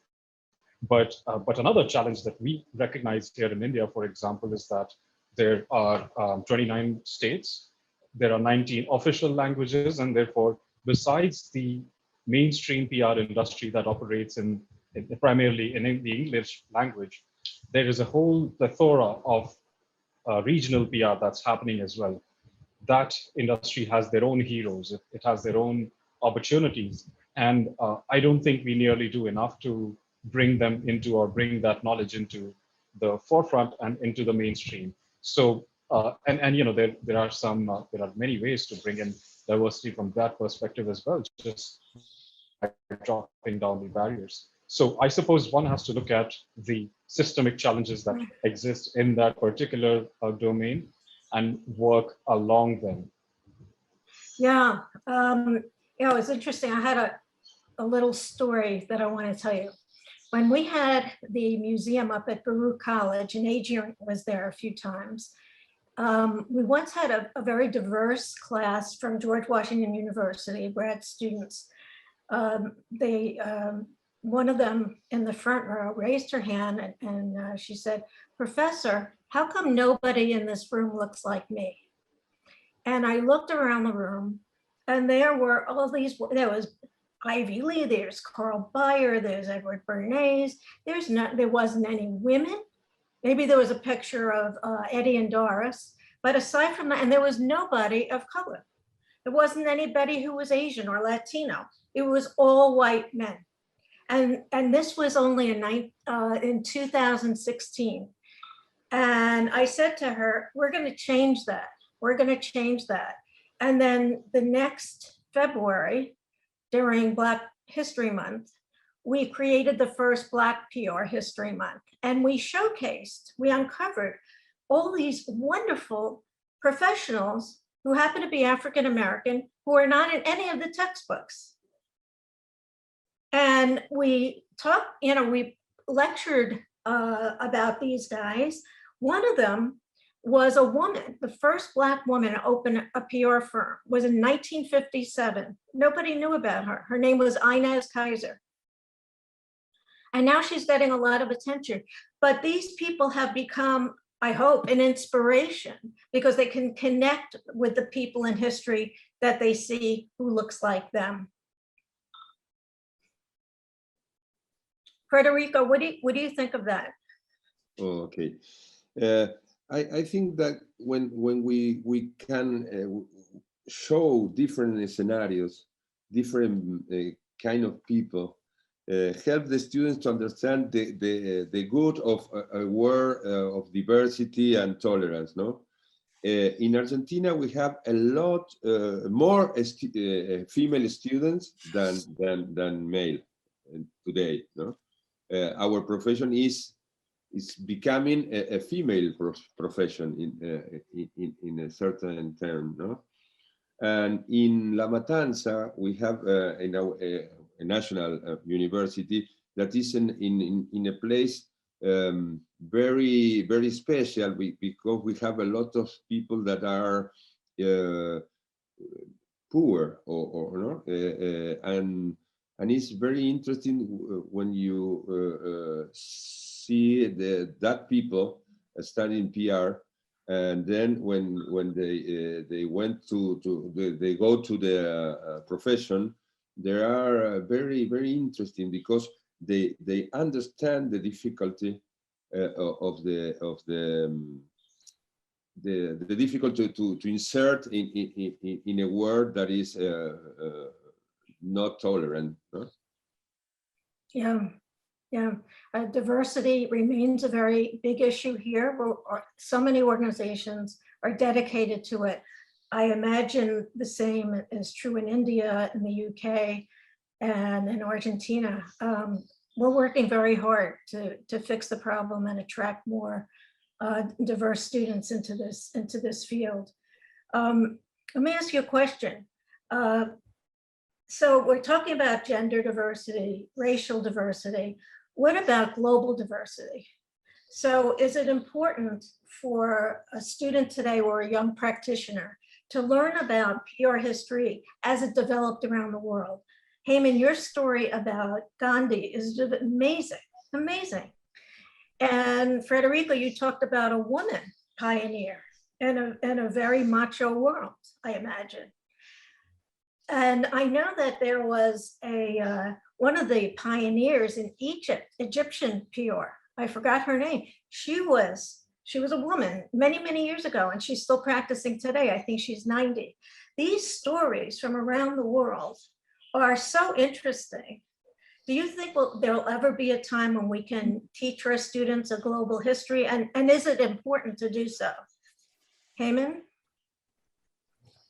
I think that's absolutely important to do so. And only through efforts like this will we probably inch towards a reality where more efforts are being created. And as Adrian pointed out, there has to be an economic basis of that as well. I don't think that has existed.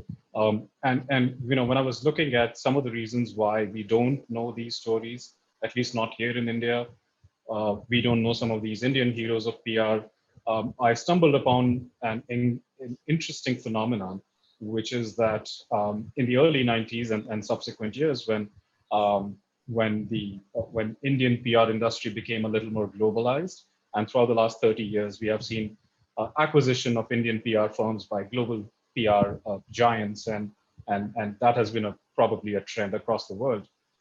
What's happened as an inadvertent consequence of that is that the individual histories of those Indian PR firms got merged with the global histories of the larger PR firms, and therefore the Indian heroes got lost among the volume of great volumes of heroes and decades of legacies of those large PR firms that did not exist with India, and therefore the longer I go back and try and trace some of these stories, I hit a roadblock at some point where the history of that firm is not a history of that firm anymore.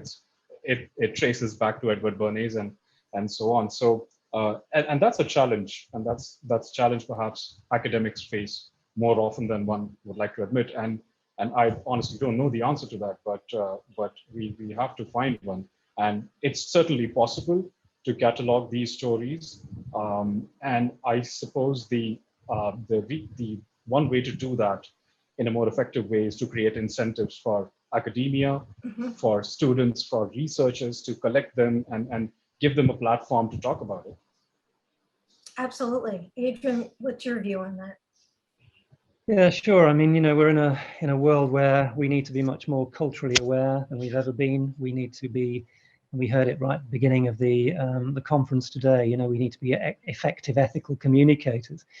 And it strikes me the way that we do that is to tell stories about where we've been and what the histories of global practice has been, and so on and so forth to date. I mean, students are really, really interested in PR history. There's no doubt about it. They need to almost need to know, like, and you sort of do, don't you, to know sort of where we're going next. We need to know sort of where we've been.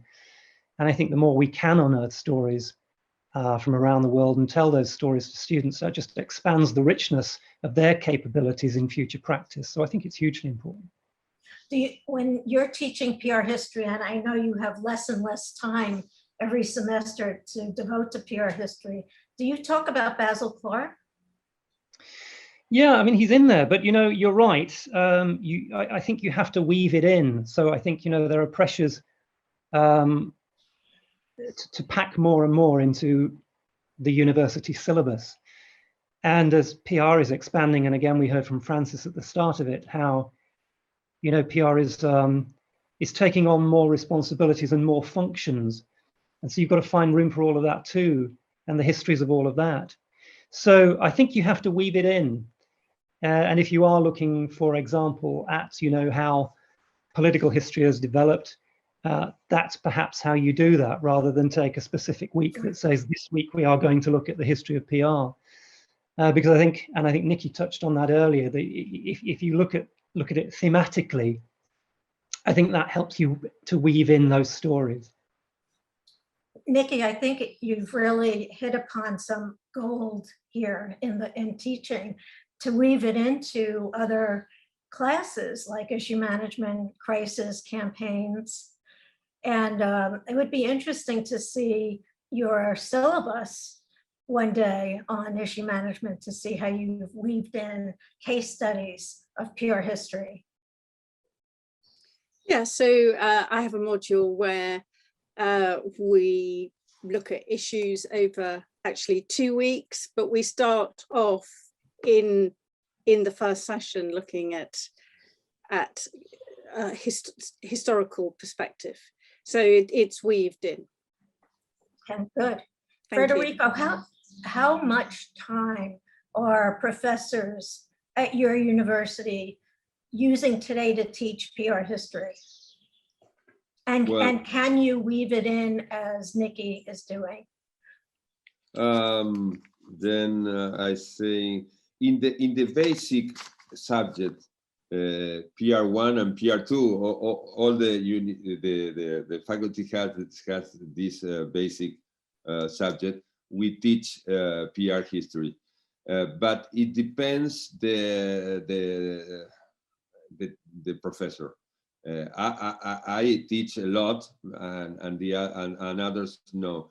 But the problem is that when we here in Argentina, when we talk about PR history, it's more North American and Europe history than South American history. Right. That's the problem. No, my students know about Berson, about Bernays, I believe, but they don't know the founders of our profession in South America, for instance, no, in Brazil, in Chile, in Colombia. That's the problem. They always saw the history of the North, no, not the South history. Hmm? Yeah. And yeah, it's sad that there isn't a history of South America PR. I know that one of the first corporate communications departments was in 1918 in Brazil for a utility company. Mm-hmm. So there are fascinating stories in every country in South America, but nobody's hearing about them. No, yeah, I tried, but the problem is that we don't have found money to research. That's the problem. Yeah, it's very difficult to present a research about PR history in South America because we don't have money to investigate. Well, maybe that's your next book. Yes, of course. I try. I guess we're ready for Q&A, Fred? Yes, anytime you're ready, I'll open the chat. I have a question for you to start it off. My chat is in the wrong place. You showed that film in the beginning, and I had seen that film at USC before, and it's both amusing and frightening at the same time. Why hasn't anybody produced a film like that since? It seems like the industry has changed dramatically since then, but I have not seen another film describing what public relations is all about. Yeah, when I found this online, I sent it to Joe in your school. Yeah. And said, that's why you were able to see it. I said, where the hell has this come from? And to this day, because March of Time, as we know, was creating newsreels throughout the war, right? And it was always about, the Allies doing this and that and that. And then after the war, they started doing some vocational films and some social guidance films. But how they got to PR, I mean, you go to a movie theater on a Saturday afternoon, you're going to see Rock Hudson and Marilyn Monroe, but you have to spend the first 20 minutes hearing about the PR industry. Why hasn't there been one since then? I have no idea. I wish there were. It seems like with all of the PR people that are involved, we could create a little video that wouldn't be too hard. You would think. Any questions from the audience? I teach at USC too, so I have a point of view on the students that are entering the profession. And I do believe it is heartening to see the diversity of the students at our school. It is a much more diverse group than the profession reflects. So I think that progress is not as fast as we'd like to see it be, but I do think that there is change in the works, and that the next generation of public relations professionals is going to be way more diverse than the current one. Absolutely. I don't see any questions from the panel. Tell me what you see about how does the museum itself, what do you see as the mission for the museum in sort of addressing these kinds of issues? Because the topic is really important. Well, the original mission of the museum, and the idea for the museum was Edward Bernays' idea. And because my husband and I were friends with him for the last 10 years of his life, and he asked us to build a museum. And what he wanted to do, his mission was, I think part of it was to protect his artifacts, to keep his legacy alive, but also to project a positive image for the profession itself and to really tell its stories in a scholarly sort of way and make it important to society. But lately, our mission has been in improving D&I in the profession. And when that student I talked about before from GW said, how come nobody here looks like me? That was just a milestone. I mean, it was just, so after that, what we started doing, and you might know this, Fred, we've been having, for instance, we just had an AAPI PR history celebration with panels. We're about to have one for Pride Month. Well, in September, we're going to have Latino PR history. So we're celebrating the diversity in our history so everybody can relate to the heritage that they didn't know was there, because we've been learning and continuing in the textbooks to learn about just the Americanized white men version of public relations, where women have played in a very important role, and it was much harder for them.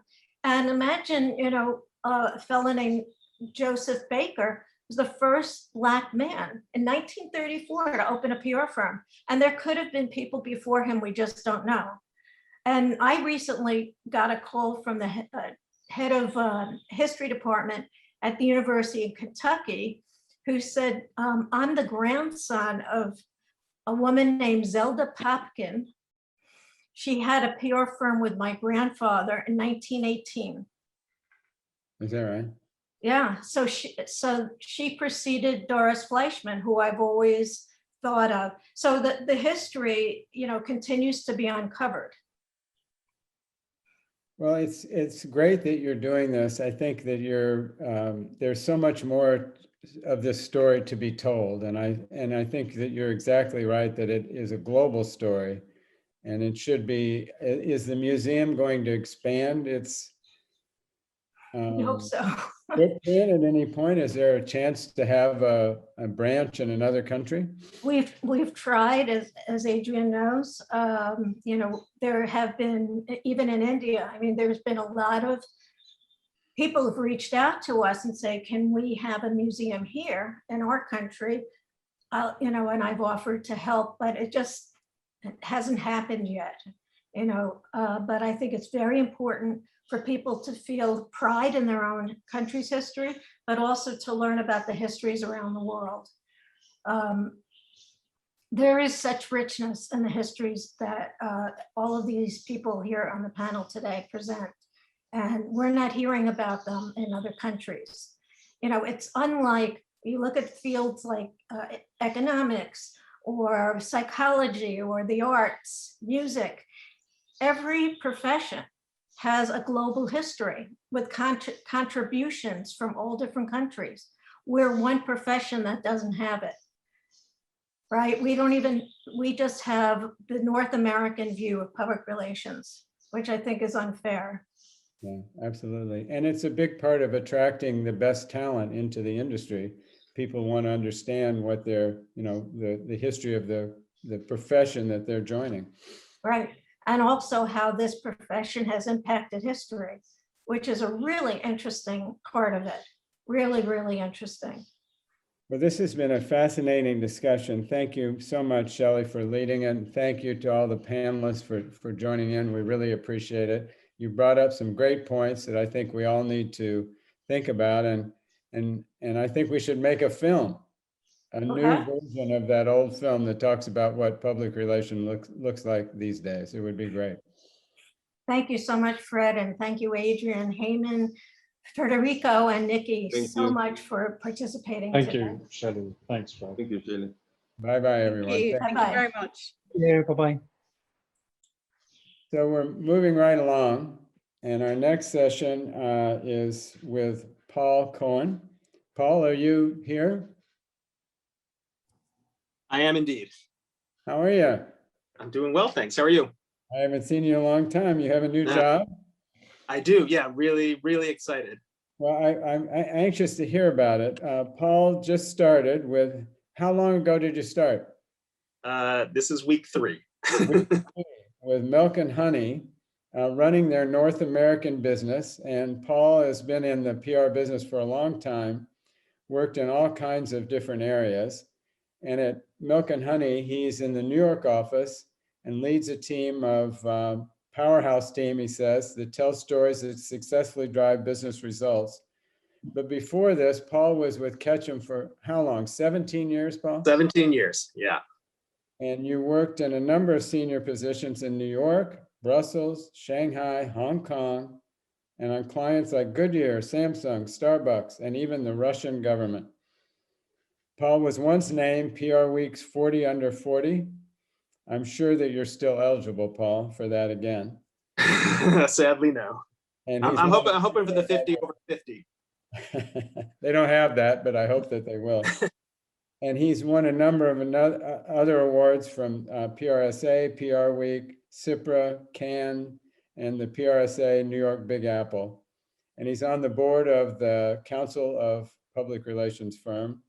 And Paul, we're really happy to have you here today. We want to hear about your new gig, but also talk to us a little bit about what PR looks like in this post-pandemic environment that we're entering now.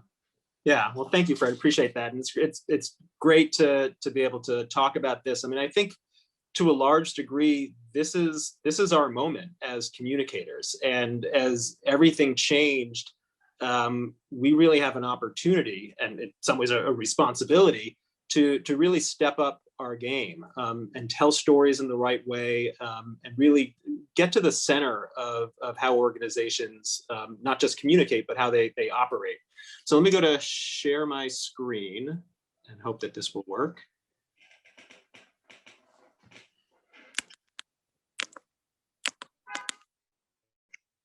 And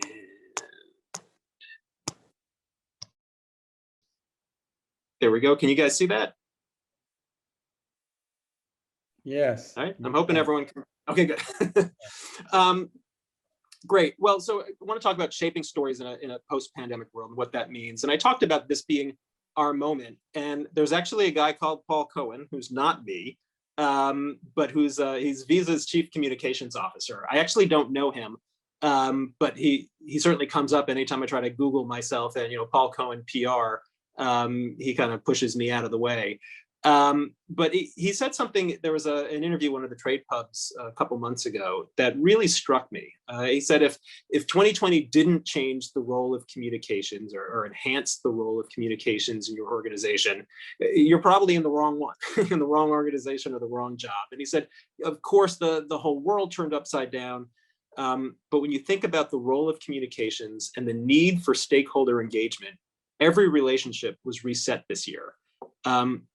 And I really love that because it's such an exciting time for our business. Another way to think of that is we have to be thermostats and not thermometers. So what does that mean, and why is there a picture of John Coltrane? So I first heard this metaphor in a documentary about John Coltrane. And Cornel West was talking about Coltrane in comparison to other musicians of his era. And he said the other musicians were basically thermometers. They told the temperature. They made good music. They had good records, had good shows. But Train really was a thermostat. He changed the culture around him. He changed the environment and the climate around him. And that's our opportunity. And I think we really need to think about our role through that lens and how we can not just tell the stories that our clients or our executives want us to tell, but really shape the climate around us. And this is, to the other Paul Cohen's point, this is really our moment. So I think that everything that we thought was true, that we knew was true as business practitioners, we now know are true, and we can really go to boardrooms with great confidence and push these issues. So there are 4 points that I want to make today. And I'll go through each in turn in a little bit of detail with some examples. The first is there is zero tolerance for the say-do gap. Next is we've always told stories that move people. That's our sweet spot. But we have to tell stories that move people to action. And I think that's really key. And the next is, look, if you don't stand for something, you really stand for nothing. And the last is, that the old thing that we've been talking about for ages, but that organizations have to, it's an imperative to commit to true holistic 360-degree stakeholder engagement. And part of the context for this is that business is really expected to lead and engage. The Edelman Trust Barometer famously came out this year and said businesses are more trusted than NGOs, governments, or the media. They're the only one that's seen as both ethical and competent. There's just an imperative now, especially for CEOs, to lead on issues in ways we just haven't seen before. And businesses are expected to step in and fill the void that government and others aren't filling. And these high expectations of businesses to address and solve challenges has never been more apparent, which leads me to the say-do gap. Now, as far as I know, the concept of the say-do gap was coined by Rob Flaherty, who's a mentor of mine who's retiring after 40 years, I think, career as chairman at Ketchum. And it's what it sounds like. It's the gap between what an organization says and what it really does. And I like to say that, within the say-do gap is where reputations go to die. But the challenge is that with those heightened expectations comes more scrutiny and more challenge, because now companies are upping their game in terms of what they're saying, whether it's around DE&I, whether it's around sustainability, around LGBTQ plus issues, et cetera. So as the need to say is elevated, the need to do may not be where the aspirational language takes you. And that's where reputations, again, go to die, or certainly go to be significantly challenged. Last year, the last 18 months, I think, was riddled with examples of organizations falling right through the say-do gap. So there are a couple that are in bullets, but I could have picked any number of these. I'm certainly not naming any organization by name, but these are all real examples. So there was one case where in an employee video, executives were interviewed with nice soft focus and soft music about how their employees are really a family. Only then it was uncovered that this organization forced employees to work in tremendously unsafe conditions during the pandemic. Executives even placed bets on how many of their employees would get sick. And of course, it came public and was hugely embarrassing to the organization. There was an example of an earnings call where leaders patted themselves on the back and about not just their performance, but said it was a victory for stakeholder capitalism, only literally the next day to lay off 1,000 employees. Any number of CEOs made a big show about refusing salary, and there were videos where they would tearfully lay off employees, only for it to come out later that they retained their multi-million-dollar bonuses. We've just seen bonus pay retrospectively for 2020 performance.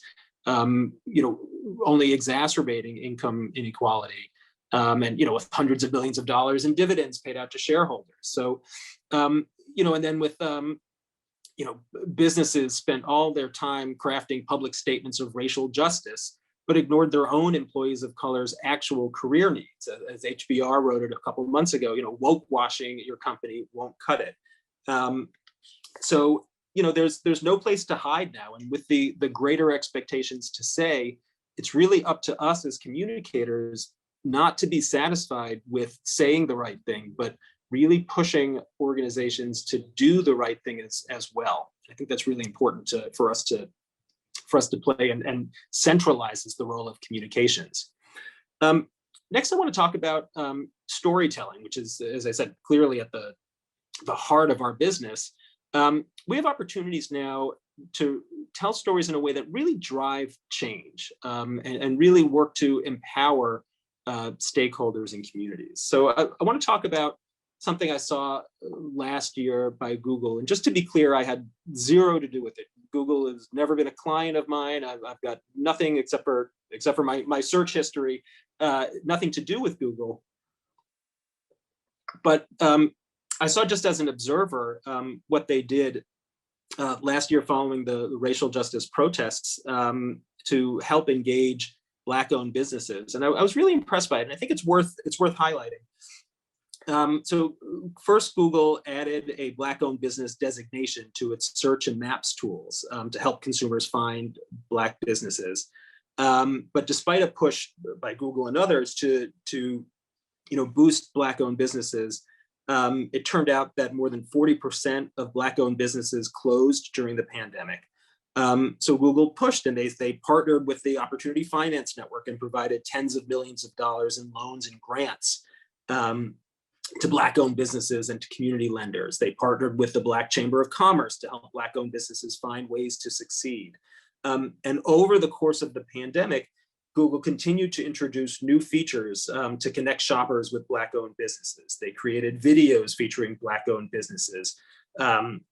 They launched social tools, and on their social channels, they had a campaign in which Black artists shared artwork on their feed that supported a favorite Black-owned business. They redefined Black Friday as Black-owned Friday, pushed that on social media. During Black History Month, they continued to share stories of Black-owned businesses and invited others to share their own stories in return. So to be sure, this wasn't without fault or controversy. This highlight that this effort that they did opened themselves up to some criticisms about how they treat their own employees of color. The highlighting of Black-owned businesses led to an increase in racist rants and negative reviews to some of those Black-owned businesses. But I do like that they took some risks, and I like that you could almost see an old way of doing things. Google supports Black-owned businesses, highlight a few of them, do one of these things. But it seems to me from the outside, and again, I had nothing to do with this, but that they really pushed themselves to make sure that there was a real heft to what they did, and that it could really drive people to take action. The opposite of that is this, right? Is that you stand for something or you stand for nothing. And organizations really want to say the right things, and they're under pressure to do so, but they end up very frequently just saying anodyne words that don't help, and in some cases actually bring, open themselves up to ridicule or worse. And every client I think we've ever had has told us, they want us to, help them with thought leadership program. And then, what they really want to do though is just join conversations that are happening. And thought joining is not the same as thought leading. And again, given the current environment, we really have to push ourselves as communicators to do more. So here's an example. Some of you may have seen this. This was just a snippet of a viral video that came out last year during the pandemic that just showed that every corporate pandemic video is the same, and you'll get a sense of what I mean. What we've always done. Take care of people. We're people. People. People. People. People. People. And family. Family. Family. Family. Family. Family. Family. Family. Family. Families. Families. Families. Even now. Especially now. Especially now. Right now. Now more than ever. More than ever. Today, more than ever. Today, more than ever. In times like this. At times like these. During these difficult times. In these troubled times. Challenging times. Trying times. In these times of uncertainty. During this time of great uncertainty. During these uncertain times. During these uncertain times. In uncertain times. In uncertain times. Uncertain times. Unprecedented times. Unprecedented times. Unprecedented times. This unprecedented moment. So what we've always done. Take care of people. So look, these companies are among the best companies in the world. Some of them are among the best communicators and marketers. So I certainly didn't make that video, and I mean no disrespect by it, but it shows the pressure that we're under, and that the risk now is of not taking risks, and being in a sea of sameness has negative repercussions as well. Which brings me to the last thing I want to talk about, which is committing to real holistic 360-degree stakeholder engagement. And this is something that as communicators, we talk about all the time. For decades, we've been talking about the need to be consistent and constantly engage with customers, employees, regulators, investors.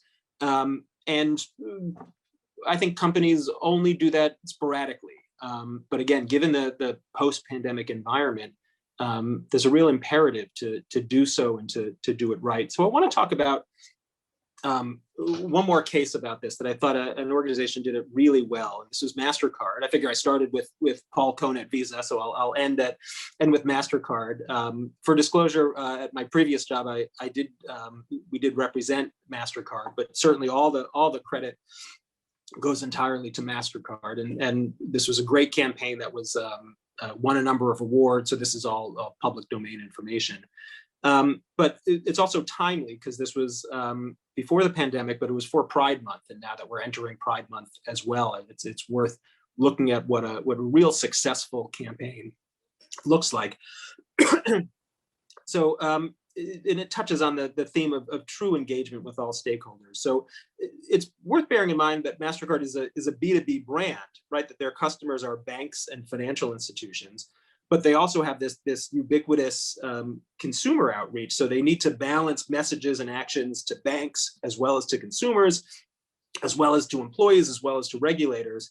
So 2 years ago, it was the 50th anniversary of the start of the gay rights movement, and World Pride was really centered in New York in June, which was Gay Pride Month. Mastercard has a history of being a supporter of gay rights, but there was a lot of criticism of companies in general kind of jumping on the bandwagon, and there were a lot of accusations of rainbow washing.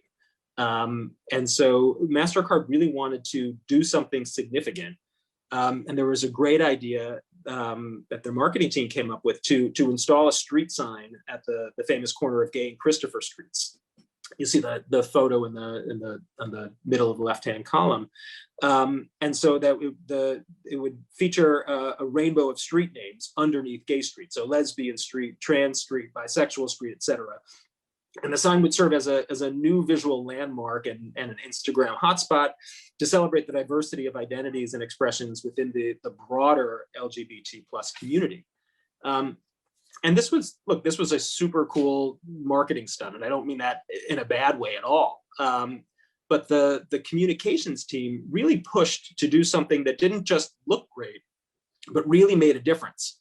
And so there was research that showed that 1/3 of individuals who have shown IDs with a name or a gender that doesn't match their presentation reported negative experiences. And by negative experience, I mean like they were harassed, they were denied services, they were attacked. So Mastercard came up with the idea to create a card that would allow users to use their chosen name on their cards and call it the True Name Card. And certainly on paper, it was a great idea. When we first heard it, it was, light bulb went off like that. That's clearly powerful.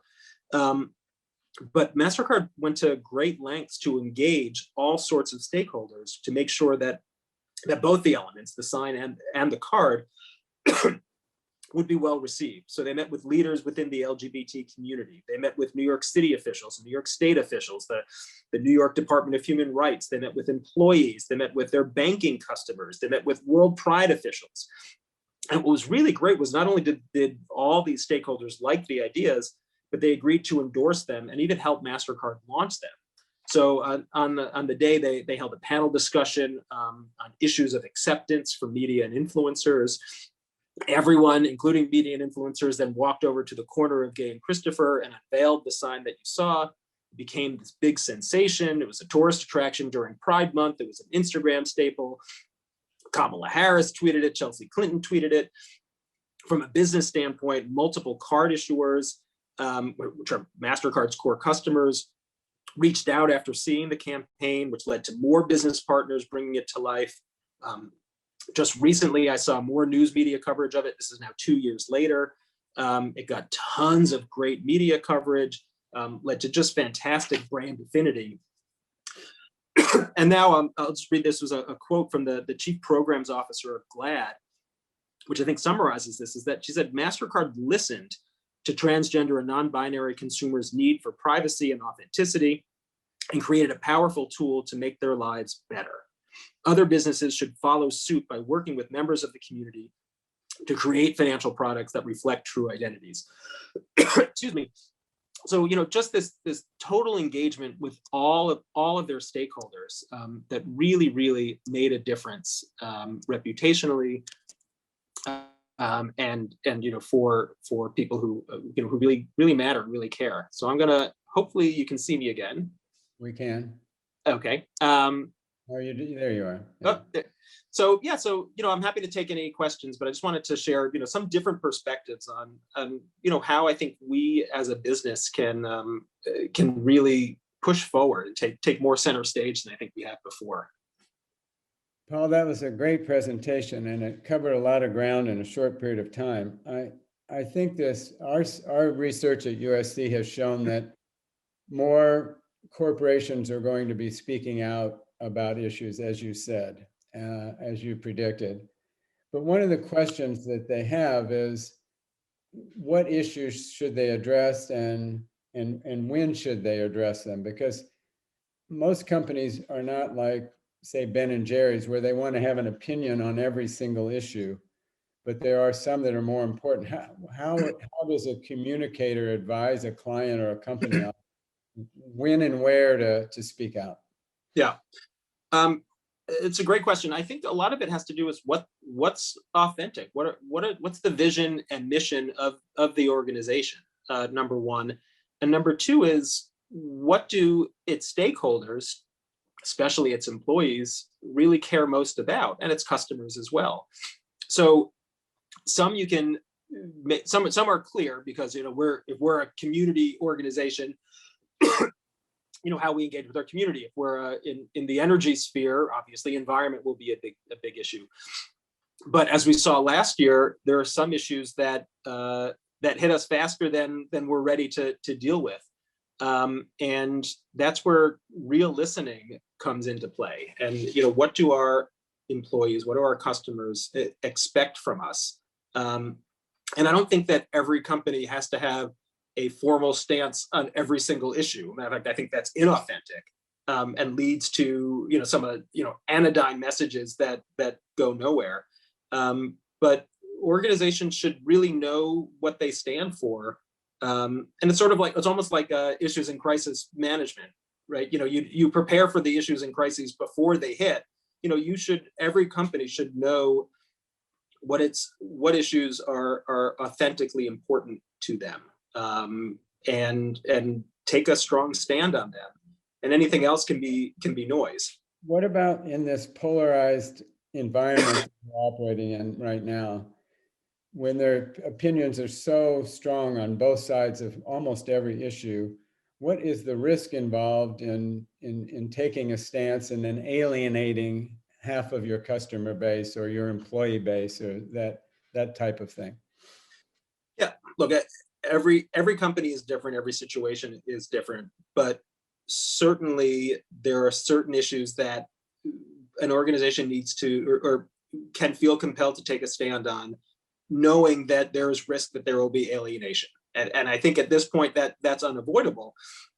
But they have to understand why they're doing that, what the business rationale is, what the social rationale is. And I think it's a matter of, as long as an organization can clearly articulate why they're taking such a stand and recognize the downside of it, and be comfortable with that, because an issue is important enough to leadership, to the employees, to the customers, whatever it is, that this is what we're going to do. And if it does some damage to, because other customers, other employees will be infuriated, we're willing to stand for that. But again, there's not a blanket companies must be left or companies must be right, or but I think they have to consider it and really explain why they're doing what they're doing, even if it does some damage, because there's risk to doing nothing, and trying to please everyone can end up pissing off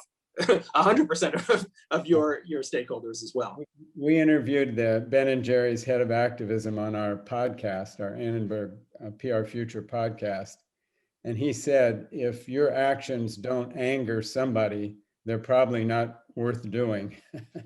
Yeah. And I think there's some truth to that.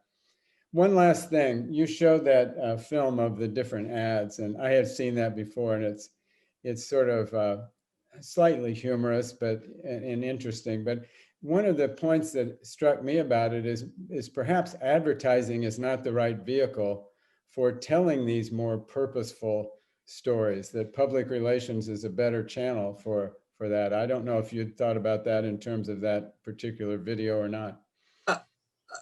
I don't think I thought about it in those terms, but I would certainly wholly agree with that statement. And I think one of the things that I always say is about PR is, since we were sort of, and I've been in the business long enough to remember the days when we were really all about earned media, right? That used to be what PR meant. Obviously, we've expanded that dramatically, but the advantage of having that earned media mindset is that we know how to tell stories that have to get through a gatekeeper, right? So that, when the gatekeeper was, the reporter, the editor, or the producer, that's our training. That's kind of how we think about shaping stories.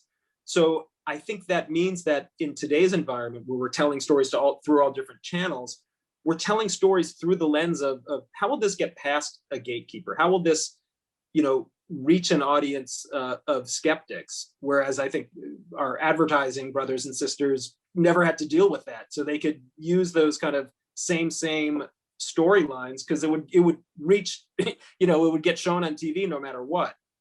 So I think we're better trained as communicators to tell better stories in this moment. If that is the case, then this purpose-driven communication should be a big part of the future of our profession, don't you think? Absolutely, 100%.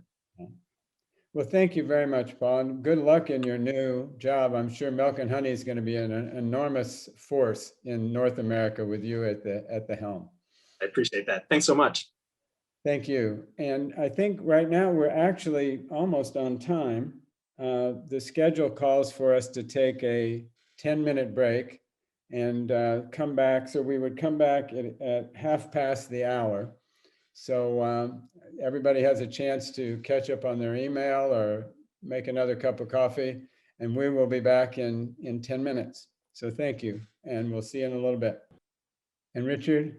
We are here, Fred. I'm going to go ahead and share my screen as we go through the presentation, if that makes it a little bit easier, and then I'll join you guys on camera as soon as we're done with the slides. How does that sound? Okay, I just want to introduce you for a second. Jonna Burke is the Global Managing Director of AMEC, which is the leading measurement and effectiveness organization in our field. And she is joined by Richard Bagnall, who is the chairman of AMEC, and he is also with Karma. So I'm going to turn it over to Donna to walk us through the presentation, and then we'll have some time afterwards to ask you a few questions. So go ahead, jump in. Thank you so much, Fred. Can you just confirm you guys can all see the slides? Yes, we can. Fantastic. So great to be here. Thank you, PRCA, for inviting us to be here. PRCA is one of our industry partners, truly invaluable, and under the leadership of Francis, has really embraced making measurement and evaluation, data and analytics a priority in every conversation. So special thanks to the community and special accolades to Francis for making that a priority. I'm so pleased to be joined by Richard Bagnall, who is our chair and also a co-managing partner at Karma. So wonderful to have you all with us. We're gonna go through a couple of slides, but really just an everyday Tuesday chat for Richard and I that you get to eavesdrop in on. So you're welcome. Good news, bad news. We're going to be talking about breaking through the metric noise. And, unfortunately, the good news is there isn't a silver bullet. The bad news is there isn't a silver bullet. And so that means as far as job security for really smart people who want to dig in and problem solve, you are good. You are really good. You have a bright future ahead. So congratulations, stay strong, go get the bigger mortgage, do your part to prop up the economy no matter where you are. For everybody else, times are a little bit scary and uncertain, but I can assure you that this next 25 minutes is going to help give you the leg up that you need to be able to talk your organization off of the, it's just a single number cliff and come on in, have the conversation so that you can really demonstrate the effectiveness of your communication. One of the foundations of AMAC and guiding the principles, if you will, to be able to allow you to do that are the Barcelona principles. Hopefully, if we can get a little audience reaction, everyone has heard of the Barcelona principles, have heard of Barcelona, have heard of principles. When you put them together, we can kind of take some of that attribution, but absolutely want to make sure that these are 7 principles. They are not intended to be exhaustive. They are intended to give you a foundation. So at every step of your planning, of your activities, of your execution, you are able to go back and hold true to these as the best practice. The first is setting goals is an absolute prerequisite to communications, planning, measurement, and evaluation. And we're going to talk a little bit more about this because this is part of the new initiative that AMAC launched regarding planning. But what we really want to make sure that you understand is this is the foundation. Planning is used for both success and effective communication. It's also an element of creativity.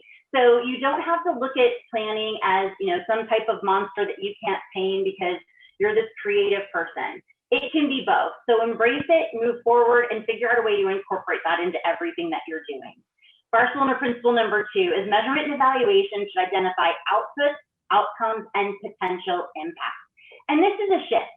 Previously, in the first 2 versions, this is 3.0, the principles recommended measuring outcomes rather than just counting outputs. The updated principles, we've added a whole element and a whole section of the what to do and how you can do it and what not to do. And this is really to guide everyone through that process. So when you are looking at the output, you understand and you have a conversation with your team to know exactly what you're talking about. One of the best resources in the AMAC arsenal is the taxonomy of the integrated evaluation framework. I encourage everyone to use that as a conversation piece, as an asset, as you're talking through the Barcelona principles, through planning, through the integrated evaluation framework, through all of those elements that you're talking through with your team, because it's going to give you an allocation and a baseline understanding so that you're all talking about the same thing. So when it comes to those deliverables against that, you're all going to be on the same page. You aren't going to be starting from scratch.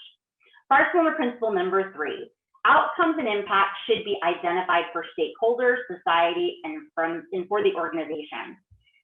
The original focus was on business metrics, sales, revenue, and the 2020 update really goes into a more holistic view of performance. And it's allowing people that as you're modeling the data, that you can be inclusive. That's a word you guys have heard a lot today, and I'm sure we'll again tomorrow, but really apply that in everything that you do. And to be inclusive of a broader range of organizations, of roles, anything that is going to help you drive the profit, including partnerships. That's one of those elements that if you aren't looking at those effectively, you're probably missing a huge part of your assets within your organization. And you want to always be looking at ways that you can support those communities and how you can work better with them.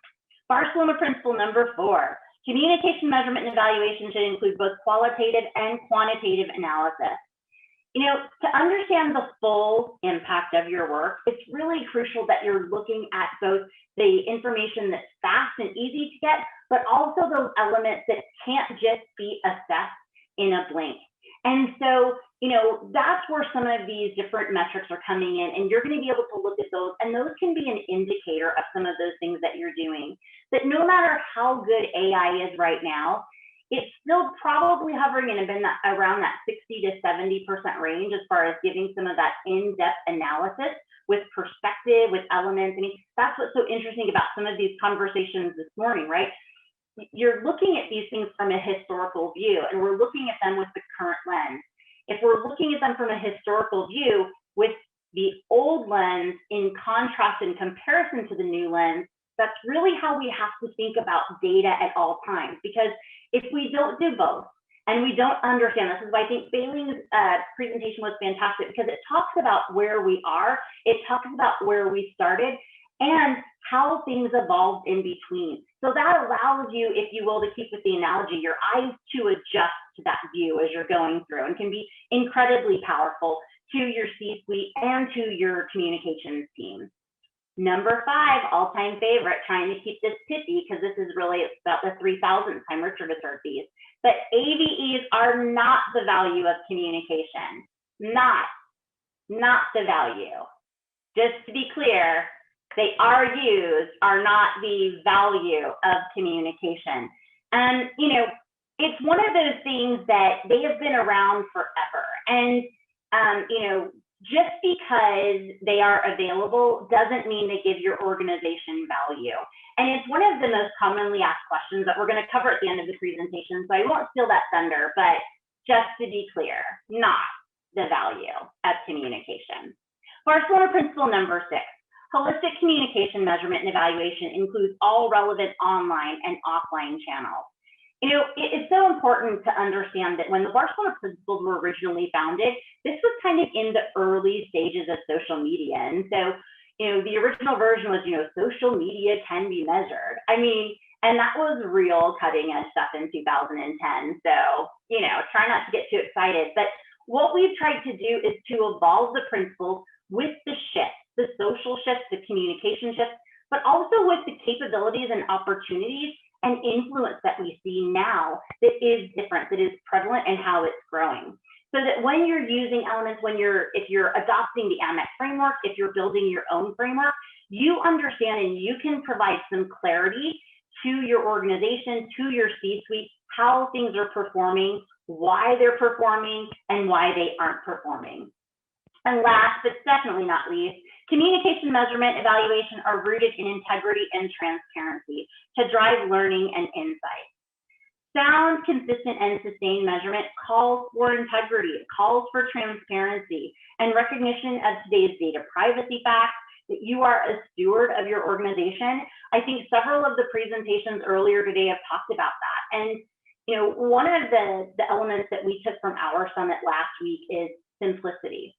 Some of the challenges that organizations face is, you know, the communications team is trying to create pros of their work, you know, always this magical turn of phrase. But if that isn't how people are talking about your organization or how they're searching for your organization, that's going to get lost. So don't be so focused on, you know, how you're delivering it. Does it sound nice?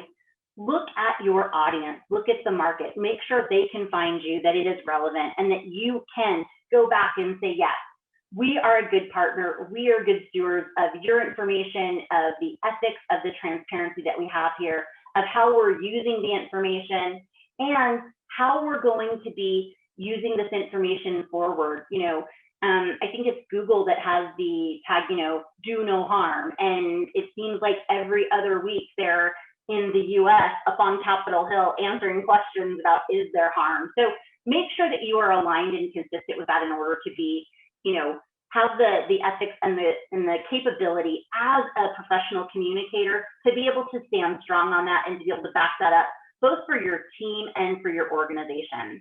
And now when we look back at, you know, some of these elements, what we've done here with the measurement maturity mapper that we lovingly call the M3 is given you a diagnostic to show you where your organization is, assess where you are, where you want to go, and then with the prescription of how you can get there. And this is one of those elements that there is no shame, there is no harm if you are at the basic level and you want to get to the expert level, you want to get to that intermediate level. You are on a journey. Embrace that journey. And don't be in such a race to get to the destination that you forget to stop and get gas, right? And that's why this is so critical, because this is something that you can evolve. You can show this. This can be some of that initial research that you're doing, that you're benchmarking for your organization. This is a free resource, a free tool. I encourage everyone to go through it. It'll take you and your team approximately 7 to 8 minutes to go through to fill everything out. And then you literally have the prescriptive of where you are. This is important so that you can go back and say, okay, this is where we started. This is how we got here. And it will give you that kind of crystallization of your journey, of what it looks like and how you've evolved. So whether you have your same CEO in 2 years, whether you have a new CEO in 2 years, this is going to be one of those elements that's going to give you those pins in the map on that journey of how you're doing and how you're going to get there when you go. And now it is great pleasure that as we revert back and as promised, talking about Barcelona Principle number 1, I reveal planning is the great asset and the support, because it's so critical, that we were able to unveil at the AMEC Summit last week. And I have the great pleasure of turning this time over to Richard Bagnall. Hi, everyone, and thank you very much, Jonna. Thank you, Francis, as well, and thank you to everybody on the call for your time. It's a great pleasure to be with you today. So as Jonna said, I'm Karma's global co-managing partner, and I'm also the chairman of AMEC, the trade association. And AMEC, as Jonna's been taking us through, spends a lot of our time and energy, over 60% of our budget, on producing free educational resources to help the PR and communications industry to understand the importance of meaningful and credible evaluation right across the globe. And for the years that I've been chairman, this has been something that's been absolutely critically important to me. And one of my big bugbears about measurement and evaluation is that too many PR pros, and I should add that I used to be in PR myself, and put myself in this camp, can easily get confused by, what is the right way to measure stuff. And right now, in the current economic situation with the global pandemic, that's just not good enough. We are under more pressure than ever now to prove our value. Any activity that is just, all it can do is point to activity without any organizational benefit is in the firing line of the CFOs around the world as they look to preserve their cash and save money for uncertain times ahead. And obviously the world looks a brighter place at the moment, but there is constant uncertainty, and who knows whether things might reverse and go bad again. So CFOs are hoarding cash. If they're hoarding cash, they're not going to spend it on stuff that is just stuff. Now, with that sort of grounder, if you like, what's planning got to do with measurement and evaluation? Well, I remember being at a very senior trade association meeting, which was on what we call the Chatham House rule, meaning that it was confidential and nothing could be repeated and attributed to people outside of the four walls of the room. And this very senior PR professional exclaimed frustratedly to the room, "You know what, guys, our biggest problem is that as PR professionals, we just don't plan properly. We just get embroiled in doing stuff, in activity. We just do stuff." Alex Aitken, the head of the UK Government Communications Service, he calls it that we just do SOS. We just send out stuff. It's too tempting just to do stuff. And if we do stuff without a plan, and a plan that links through to organizational objectives and dials that we really want to help turn as PR professionals, we will only be busy fools. And it dawned on me that this was the missing link to help people really understand meaningful measurement. If you don't have a proper plan and you just do stuff, then it's very understandable why you might think that counting stuff that you get back, all these tweets and likes and shares and impressions and volumes of content, might equate to meaningful measurement. But actually, you're just counting stuff and you're not helping your organization understand the true value of PR. So that is why planning matters so much to measurement. If you have a proper plan, you know what it is you're trying to achieve, then you can measure in a meaningful way. And so in terms of the resources that we produce, as John says, we launched a fantastic summit last week. You can see them on the screen in front of you. There's a whole load of in-depth documents that help you to understand smarter objectives, how to avoid misguided objectives, how to get started with planning. But we also have what we euphemistically called the planning scribbler, but its proper name is the AMEC planning worksheet, which is a really great way of helping guide you through how to go about this planning process and to apply it against the integrated evaluation framework, and to link your planning to what it is that you're going to measure. So JB, if we could go forward a slide, please. I think you control the deck. Yes, I do. Should we set? So here is the scribbler or the planning worksheet. And what we've done is we've color coordinated it to link with the colors that we use in the framework. And I know there's a slide which will show the framework if you're not familiar with it, that's coming up. And it walks you through. And I think the key thing that I'd like everyone to remember is that it's the importance of beginning at the end. What is it that you're trying to achieve? What are the organizational imperatives that you're looking to support? What's that organizational impact? And if you can press again, you'll see that we start there with the organizational impact, but also what's the human problem? What is it that actually matters? Why does the work that we're doing matter? So let's start, you probably heard this expression, begin with the end in mind. Let's begin with that end in mind. What is it we're trying to achieve? And then work everything back from there. And we work back to look at our audiences, our strategy, and our tactics, but they're all dependent on those end goals. So the next stage is all about the research that we've got and understanding our audience. And then as we can see here, it's about making sure that aligns with our objectives, and that then leads through to our activity, so that our plan, our objectives, our audiences, our strategy, our tactics, and our activity all link through, and they all relate against the organizational objectives. So if we can just go forward again, please, JB.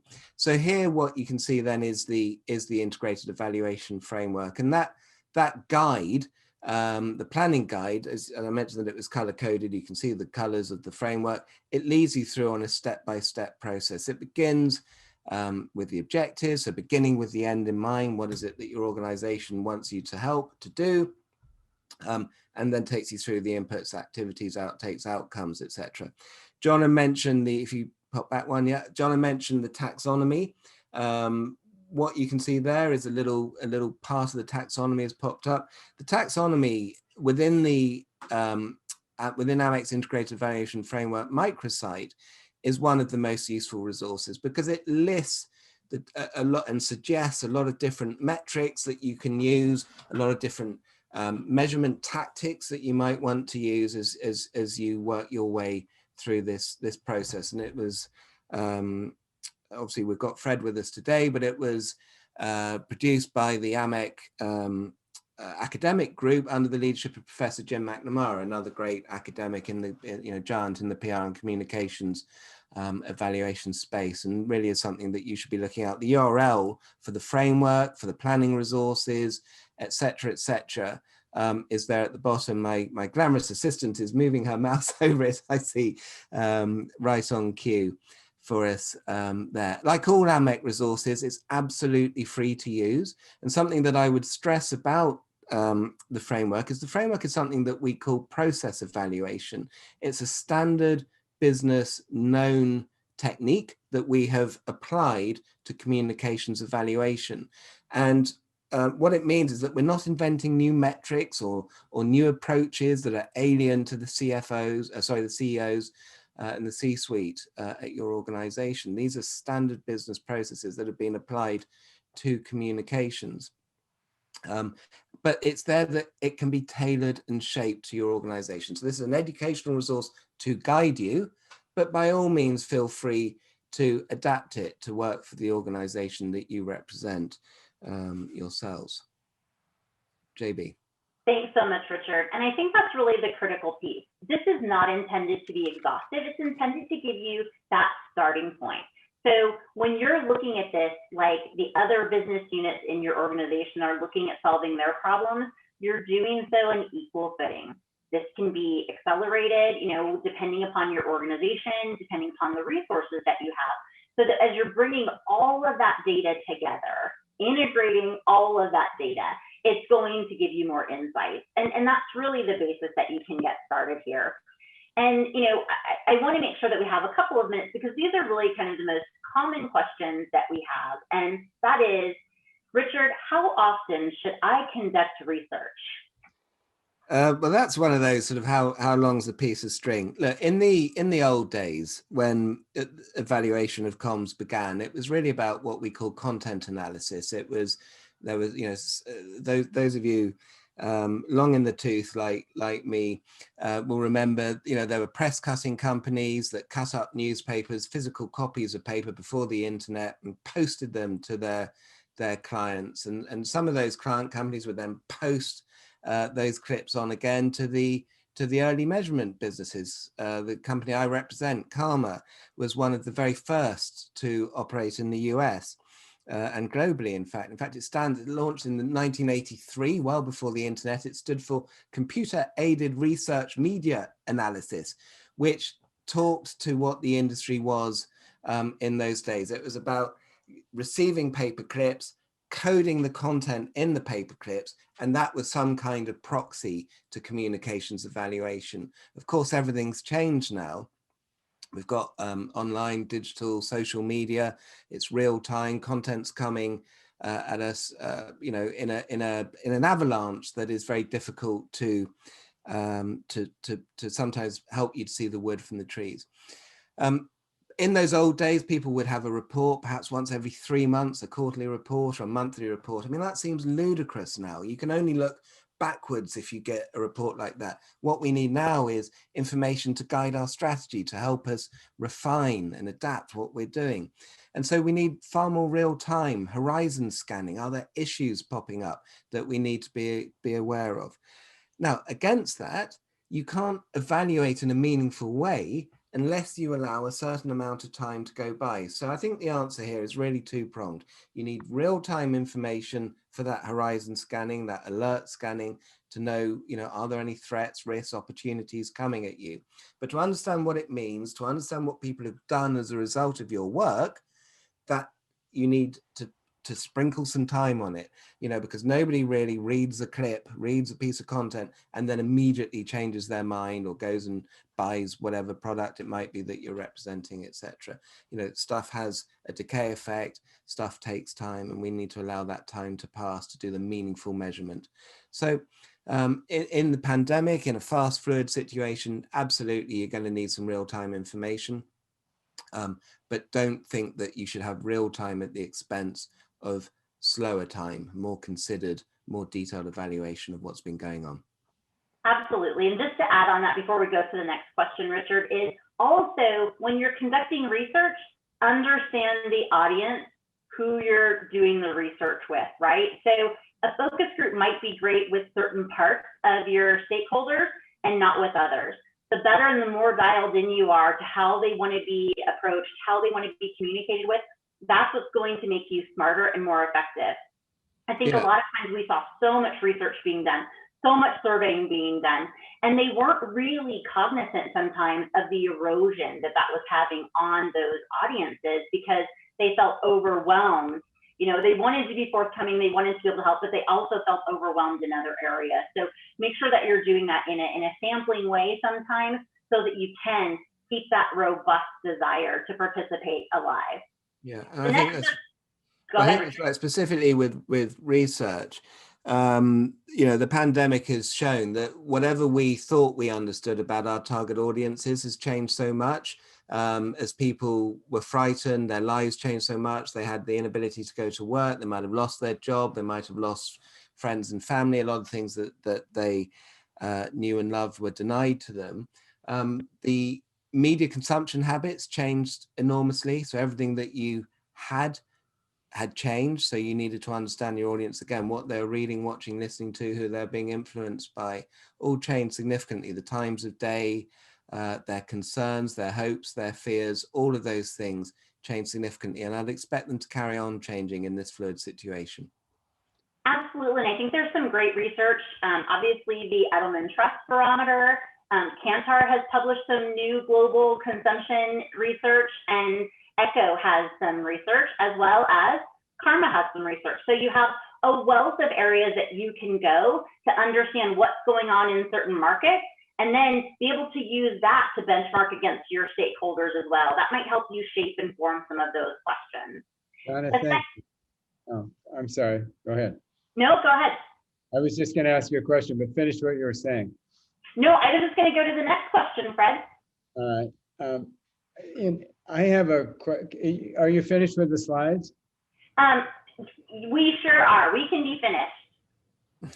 All right. In the interest of time, that was a great presentation, and the work that you're doing at AMEC is so important, and this new planning tool looks really interesting. I'd like to use it in my classes at USC. But I have one big question for you. As a group that spends all their time on measurement, how do you measure whether the industry is adopting these measurement practices over time? How are we doing as a profession in terms of that, in terms of measurement?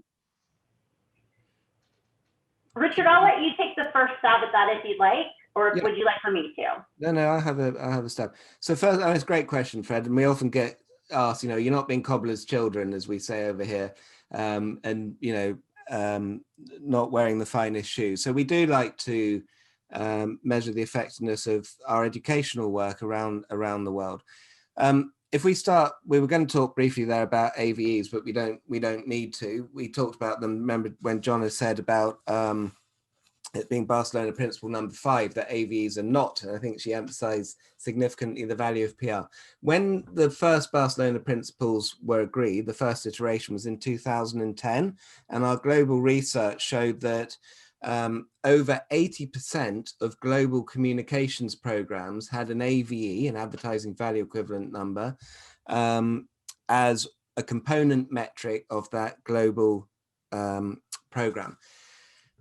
Over the years, that number has dropped significantly. That's thanks to the help of our global partners, particularly the PRCA, the campaigning work of Francis and his colleagues, and ECO, but our partnerships with the PRSA and all kinds of global trade associations. It's critical we all speak with one voice, and we've watched that number decline. The latest research that AMEC published just last week showed that that's now down to about 5%. Now, the truth is, it does depend, of course, who you ask. PR agencies tend to say they use it a bit more than in-house departments. There's a bit of a blame game about who's responsible for it. PR agencies say the client demand it. In-house people say the PR agency provides it. But where they are provided, we tend to see it's in markets where their PR and communications is less evolved than in some of the more evolved markets like perhaps Europe and the Americas. So AVE we track like that. Things like the integrated evaluation framework, the measurement maturity mapper, and our new planning resources, we track by looking at numbers of signs ups, number of people creating an account, number of campaigns that are being put in it. Now, I would love to stress at this point, we don't look at what you're doing. It's completely confidential. You have a login, and you can, only you see the data that you put into it, but we can see how many have been opened and how many different campaigns have been put into it. And I'm really pleased to say that at last count, when I last saw the data a few months ago, we were over 2,000 different clients had used the framework as a basis of their measurement and evaluation. And the measurement maturity mapper, which we launched more recently, was approaching 1,000 use cases of that. So we track it over time like that. We're looking to do more market research as well, in terms of, John asked how many people here have heard of the Barcelona Principles, that type of stuff. So awareness, those type of things as well. So John, anything you'd like to add to that? Yeah, I think just to add that we obviously have, a big support mechanism for the Barcelona Principles, since this is really that foundational piece that we encourage everyone to come, show their support, they can sign up. Then we are able to communicate with them as we have changes, as we look at some of the what to do, what not to do, what's working. We have a really focused way to be able to communicate with people.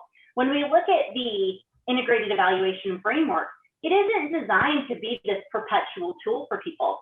It's really, once you use it, you download it and you have a PDF, a one-page PDF that everyone on your team can have. And that becomes the basis of how people evolve that and use that for their own needs, for their own data that they have to come in. And so it's really one of those pieces between the resources that we provide, the research that our industry partners provide, that enable us to be able to see on the industry level how those numbers are changing. It's really encouraging. A lot of work still to be done. And that's why we were so excited when PRCA put together the Americas conference, because there's still a large proportion of, primarily PR agencies who are using that as a metric, and not because it shows a value, but because it's what they've always provided. And so it really is that weaning off of that metric as much as anything else to be able to demonstrate the impact of everything that they're doing in collaboration with their clients and with other organizations, to be able to show that it does have value and how it all works and together can really show the effectiveness. Well, thank you both for this excellent presentation, and thank you for the work that you continue to do. And I'm glad we've gotten that down to 5%. Hopefully it will be like polio, we'll eradicate it completely. But thank you both for joining us. It's really a pleasure. Thank you, Fred. Great to see you again. Thanks, everyone. Thanks, everyone. Bye-bye. All right, I think we're down to our last segment of today, and it is going to take a look at Latin America. And if Everton Schultz is with us, Everton, are you here? Yes, I'm here. Hi, Fred. Hi, how are you? We keep meeting like this. It's yeah. great. Great to see you again. For those of you who don't know Everton, he's president and partner of Agora Strategic Communications and Public Affairs. He's got over 20 years of experience in the industry with extensive knowledge in planning and executing corporate communications plans. He was part of teams at global companies like BAS and Whirlpool, and he's got extensive experience in Latin America all across the board. And joining him today is Rebecca Garabian, who is the director and partner of Quiddity in Brazil. Rebecca also has more than 20 years of experience in marketing communications and marketing research. She is a Brazilian with an international career developed in Latin America, Europe, and Asia for AB InBev and Ipsos. So Rebecca, are you with us also? Yes, I'm here. So I'm going to leave it to you we're going to have an intimate conversation here, I think, to find out a little bit more about what's going on in the very diverse political and economic, social situation in Latin America. So I'm turning over to you, Everton. Have fun. Thank you, Fred. And just making sure, are you guys seeing my screen? We are. We're seeing, you need to put it on slideshow. Yeah. Okay. Perfect. There you go. All right. Thank you, Fred. Thank you for the introduction, and thank you, PRCA, for the opportunity to share our view on the PR industry in Latin America. The last time I met Fred was down here in São Paulo when he came down to launch Golding's office in São Paulo. It is great to be amongst professionals that inspired me along the years. So before we begin talking about Latin America, let me explain where we are and who we are. I lead the Untold operations in Brazil, which is with focus in Agora. Agora is our arm for strategic communications and public affairs. Together with Rebecca, we've been studying a lot what is happening on the PR industry in the region. And Rebecca, I don't know if you want to add something on your bio so everyone get to know us. Yes, I'm leading Quiddity in Brazil, which is the research arm of the Untold Group. And yes, we are doing a lot of research for the PR industry here in Latin America, and we'll be talking a little bit about that. Yeah, so I'm just dealing with the screen here. Yeah, so we are Untold. Untold is a interdisciplinary communications and marketing ecosystem. We are based on data, strategy, and content. Among our offers, we have Agora, as I explained, which is our PR and public affairs offer. The Juju is our arm for creativity, who delivers in many formats the ideas and insights that we gather for our clients. Quidit, as Rebecca explains, our research arm. And we also have Fogdog as business strategy, Untold Media for paid media distribution, and Action Line, which is our CRM operation in Brazil. We have 6 offices in the region, and in Buenos Aires, in Sao Paulo, Mexico City, Bogota, Miami, and Lima. I know Miami is in the USA, but as you know, it's also the capital of Latin America sometimes for many companies. Untold was founded in Buenos Aires by Dario Strashnoi, which is our partner, and has grown a lot in the last years, focusing on understanding Latin America. And let's talk about Latin America, which is always a challenge to talk about Latin America as one block. We have so many cultural differences, and I would say that we have more differences than similarities, although sometimes the similarities seem to prevail. But if we talk about PR and communications, the details of each country have great impact on the way we work as PR professionals. And COVID-19 is still a long battle for us. As you probably are following on the news, many of our countries are seeing a peak on the numbers of pandemic, the number of deaths and contaminations. So there's a long way before we can say we are in the post-COVID area. The impact of the virus is still in its peak, and we need to find ways to overcome political and economical challenges on the next year, I think, or maybe I think it will be the next year. I have gathered some highlights of the most important economies so we can have an overview of our situation. Of course, Brazil is the first country I want to mention. We are seeing a big fight between our president, Jair Bolsonaro, with the governors and at the state level. And he's being investigated by a parliamentary commission that began last month to investigate the way he deals with the COVID. Although the political scenario in Brazil is a big mess, we are seeing our economy continue to grow, being supported by agricultural and commodities global demand. Brazil has a lot of, it depends a lot on agricultural and commodities, as you probably know.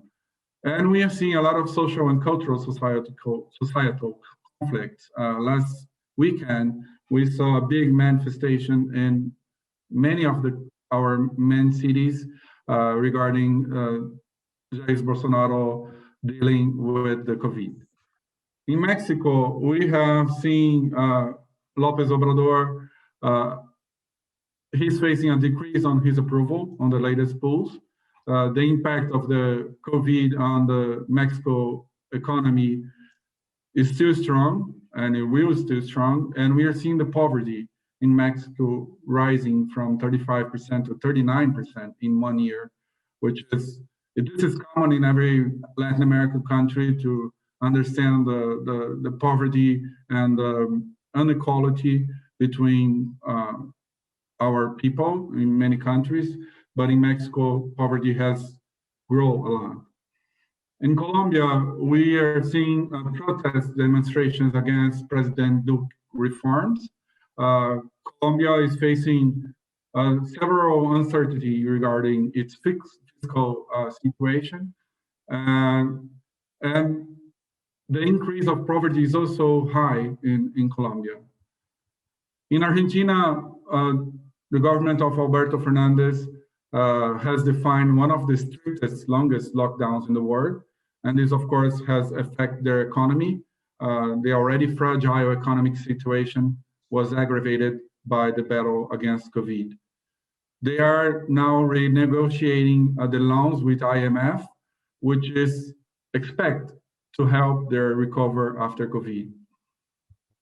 In Chile, before pandemic, President Piñera was seeing protests against his reforms.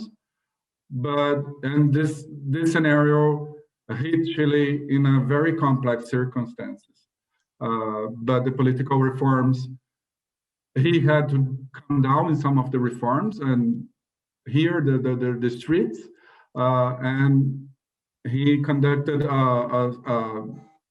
a sense to understand if the population wanted to see a new constitution, and 78% of the population voted for a new constitution that is being created now. And Peru, and I just put 6 of our countries here, but there are others that are facing similar scenarios in Latin America.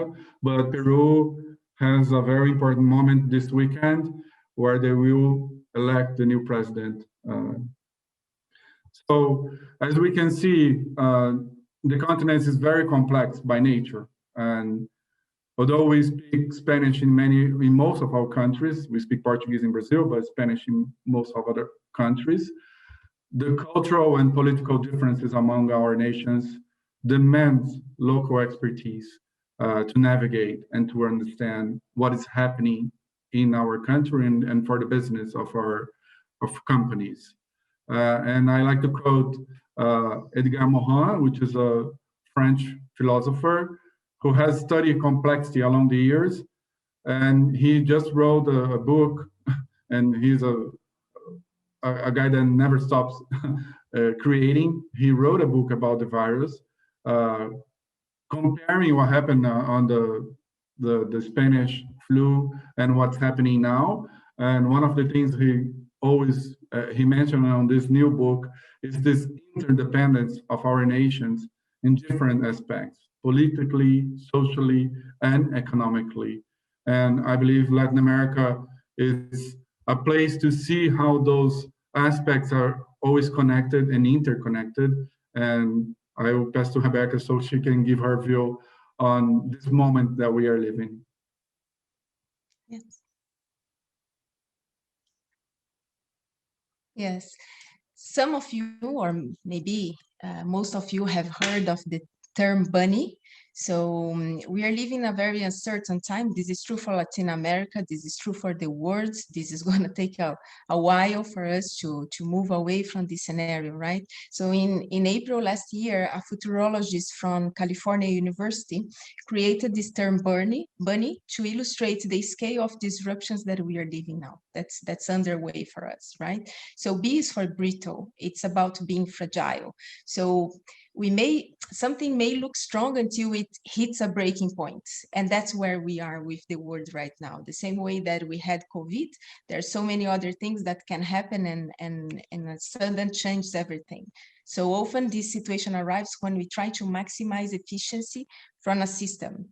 And if you think about this interconnected world that Everton mentioned, any breakdown or any big breakdown in one country can cause a triple effect around the planet, right? So we see India, we see so many things happening that could have an effect across the globe. So A is from anxiety. So if we are living this world that we are all now, I think it's understandable that everyone is very anxious, but an anxious word is a word that is always waiting for something to go wrong.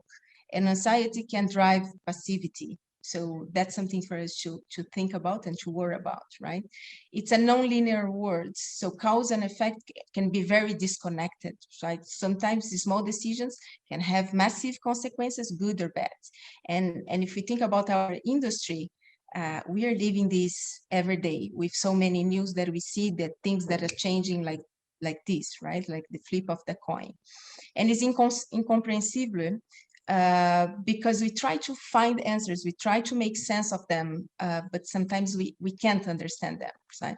And additional information is not helping us, it's giving us the information overload.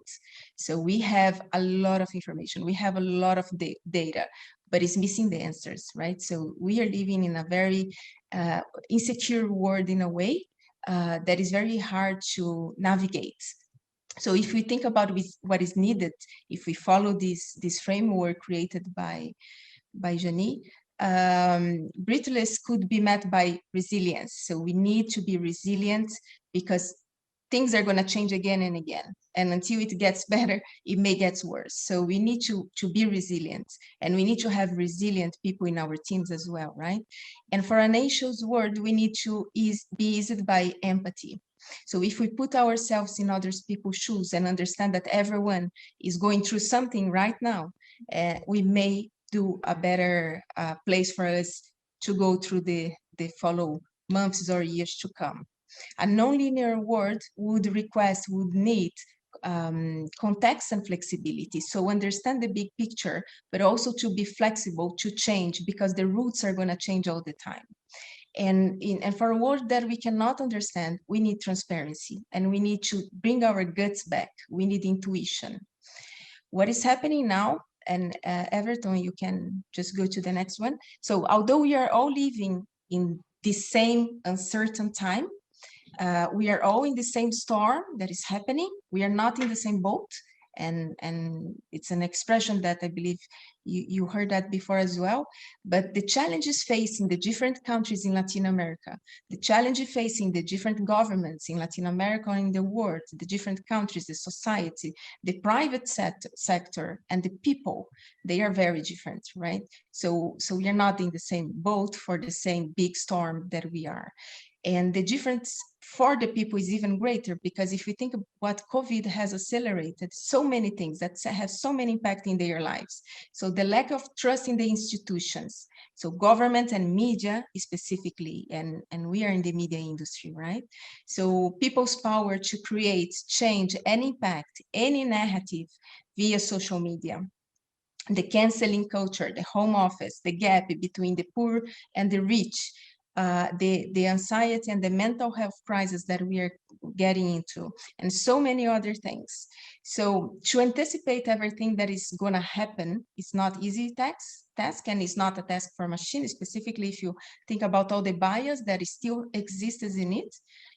Is a task that is for humans, for people, and it's a collective task, right? So we need to gather more, and we have to have diverse mindsets. We have to have different type of people to think together what comes next. So we are doing a lot of studies here to understand. Ever, you can just next one. Yeah. So we are doing a lot of studies to understand the challenges and opportunities we have, and also how we can navigate this world that we are in an effort to help our clients to navigate in this storm as well. So we have done, and we're still doing a series of studies. One of them actually is with PRCA Latin, and I'm very happy to be doing that.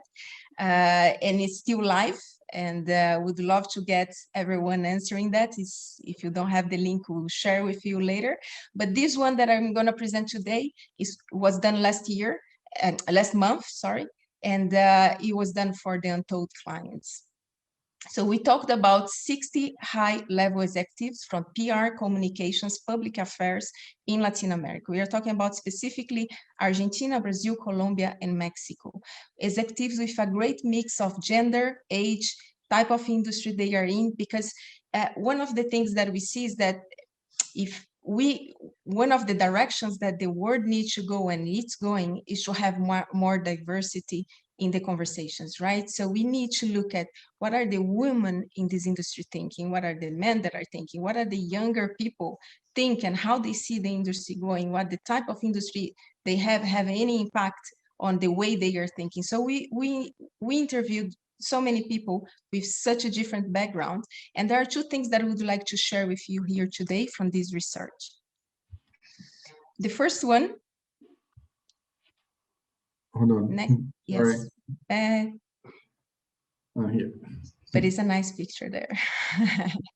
The first one is they worry, right? So when we talk to them and we talk about future, with this world that we are living in, with this scenario that we see in Latin America, I think it's natural that everyone is in the same situation. There are too many things changing. Everything is changing very fast. So if so many things happening, the reputation of a company can be impacted at the speed of light. Everything now can be amplified, right? So what your employee does or says about the company, what does the government does, what the consumer does, any stakeholder can initiate the butterfly effect that can initiate a very tough crisis that need to be managed very rapidly. So the way to talk to the different stakeholders have also changed. So there are a lot of changes in the industry that need to be adjusted, and this is one of the words that is in the back of their minds. And the changes that they anticipate, the trends that they see coming to the industry, I would not say that they are long-term trends, because when you see each of them, you see that they are here right now. The first one is about the ESG. So it's environmental, social, and governance. We know about that. It has been here for a while, but it's now, let's say, the eye of the typhoon. So COVID-19 has also forced everyone to stop and to think a little bit and evaluate its own life, attitudes, the world we are living. So in marketing, we call this a brand audit. And I believe a lot of people were doing a life audit since last year. And this has an implication. So one of the presentations that I watched before, the person was saying that, right? So if we have the purpose in ourselves, and this COVID has brought this back to a lot of people, we may be able to change the industry that is ahead of us, right? So the point is that what the world needs, more responsible acting from the industries. So the ESG is the driving force that will be accelerating this even more. So from one side, we have the investors or the stock market or the conscious investors pushing for the ESG. The others, you start having the consumers. Each product they buy is a purchase. It's a vote to the company, and this is going to get more and more important. So you have the stock market, you have the conscious investors, you have the consumers, and you have the people working from the companies. So you have their own purpose, you have their own feeling of doing good and doing difference in the world. So ESG is here. It has been here before, but it's going to get more and more important, and it's important for the industry to step on that. Diversity is another trend that cannot be ignored anymore, right? So it's already fact proven that the different mindsets, different backgrounds, different experience can drive better results. So it's not for if it's not for the beauty, because there is a beauty on working with diversity, should go for the efficiency, but we should move on that as well, right? Diversity should be the new norm and not just something for us to claim. So diversity in the teams will drive better results and better thinking on the strategy and everything that we are doing. But as an industry that works with communication and works with so many brands and so many corporations, showing the diversity as the norm, we help accelerate this and we help make it to be the new norm, right? So PR and communication and public affairs industry was always very fragmented. And one of the things that these executives, these people mention is that it's fine and it's right, and they need specialists, right? But more and more, the lines are getting blurred, because at the end of the day, everyone is working for the company's reputation. It's just one single objective for everyone, and it's needed to have just one narrative. So a holistic mindset is requested and will be needed more and more in the industry. The other point that comes as a trend, and a trend that they get very, I would not say worried, but they see the importance of working this in a better way, is the internal communication.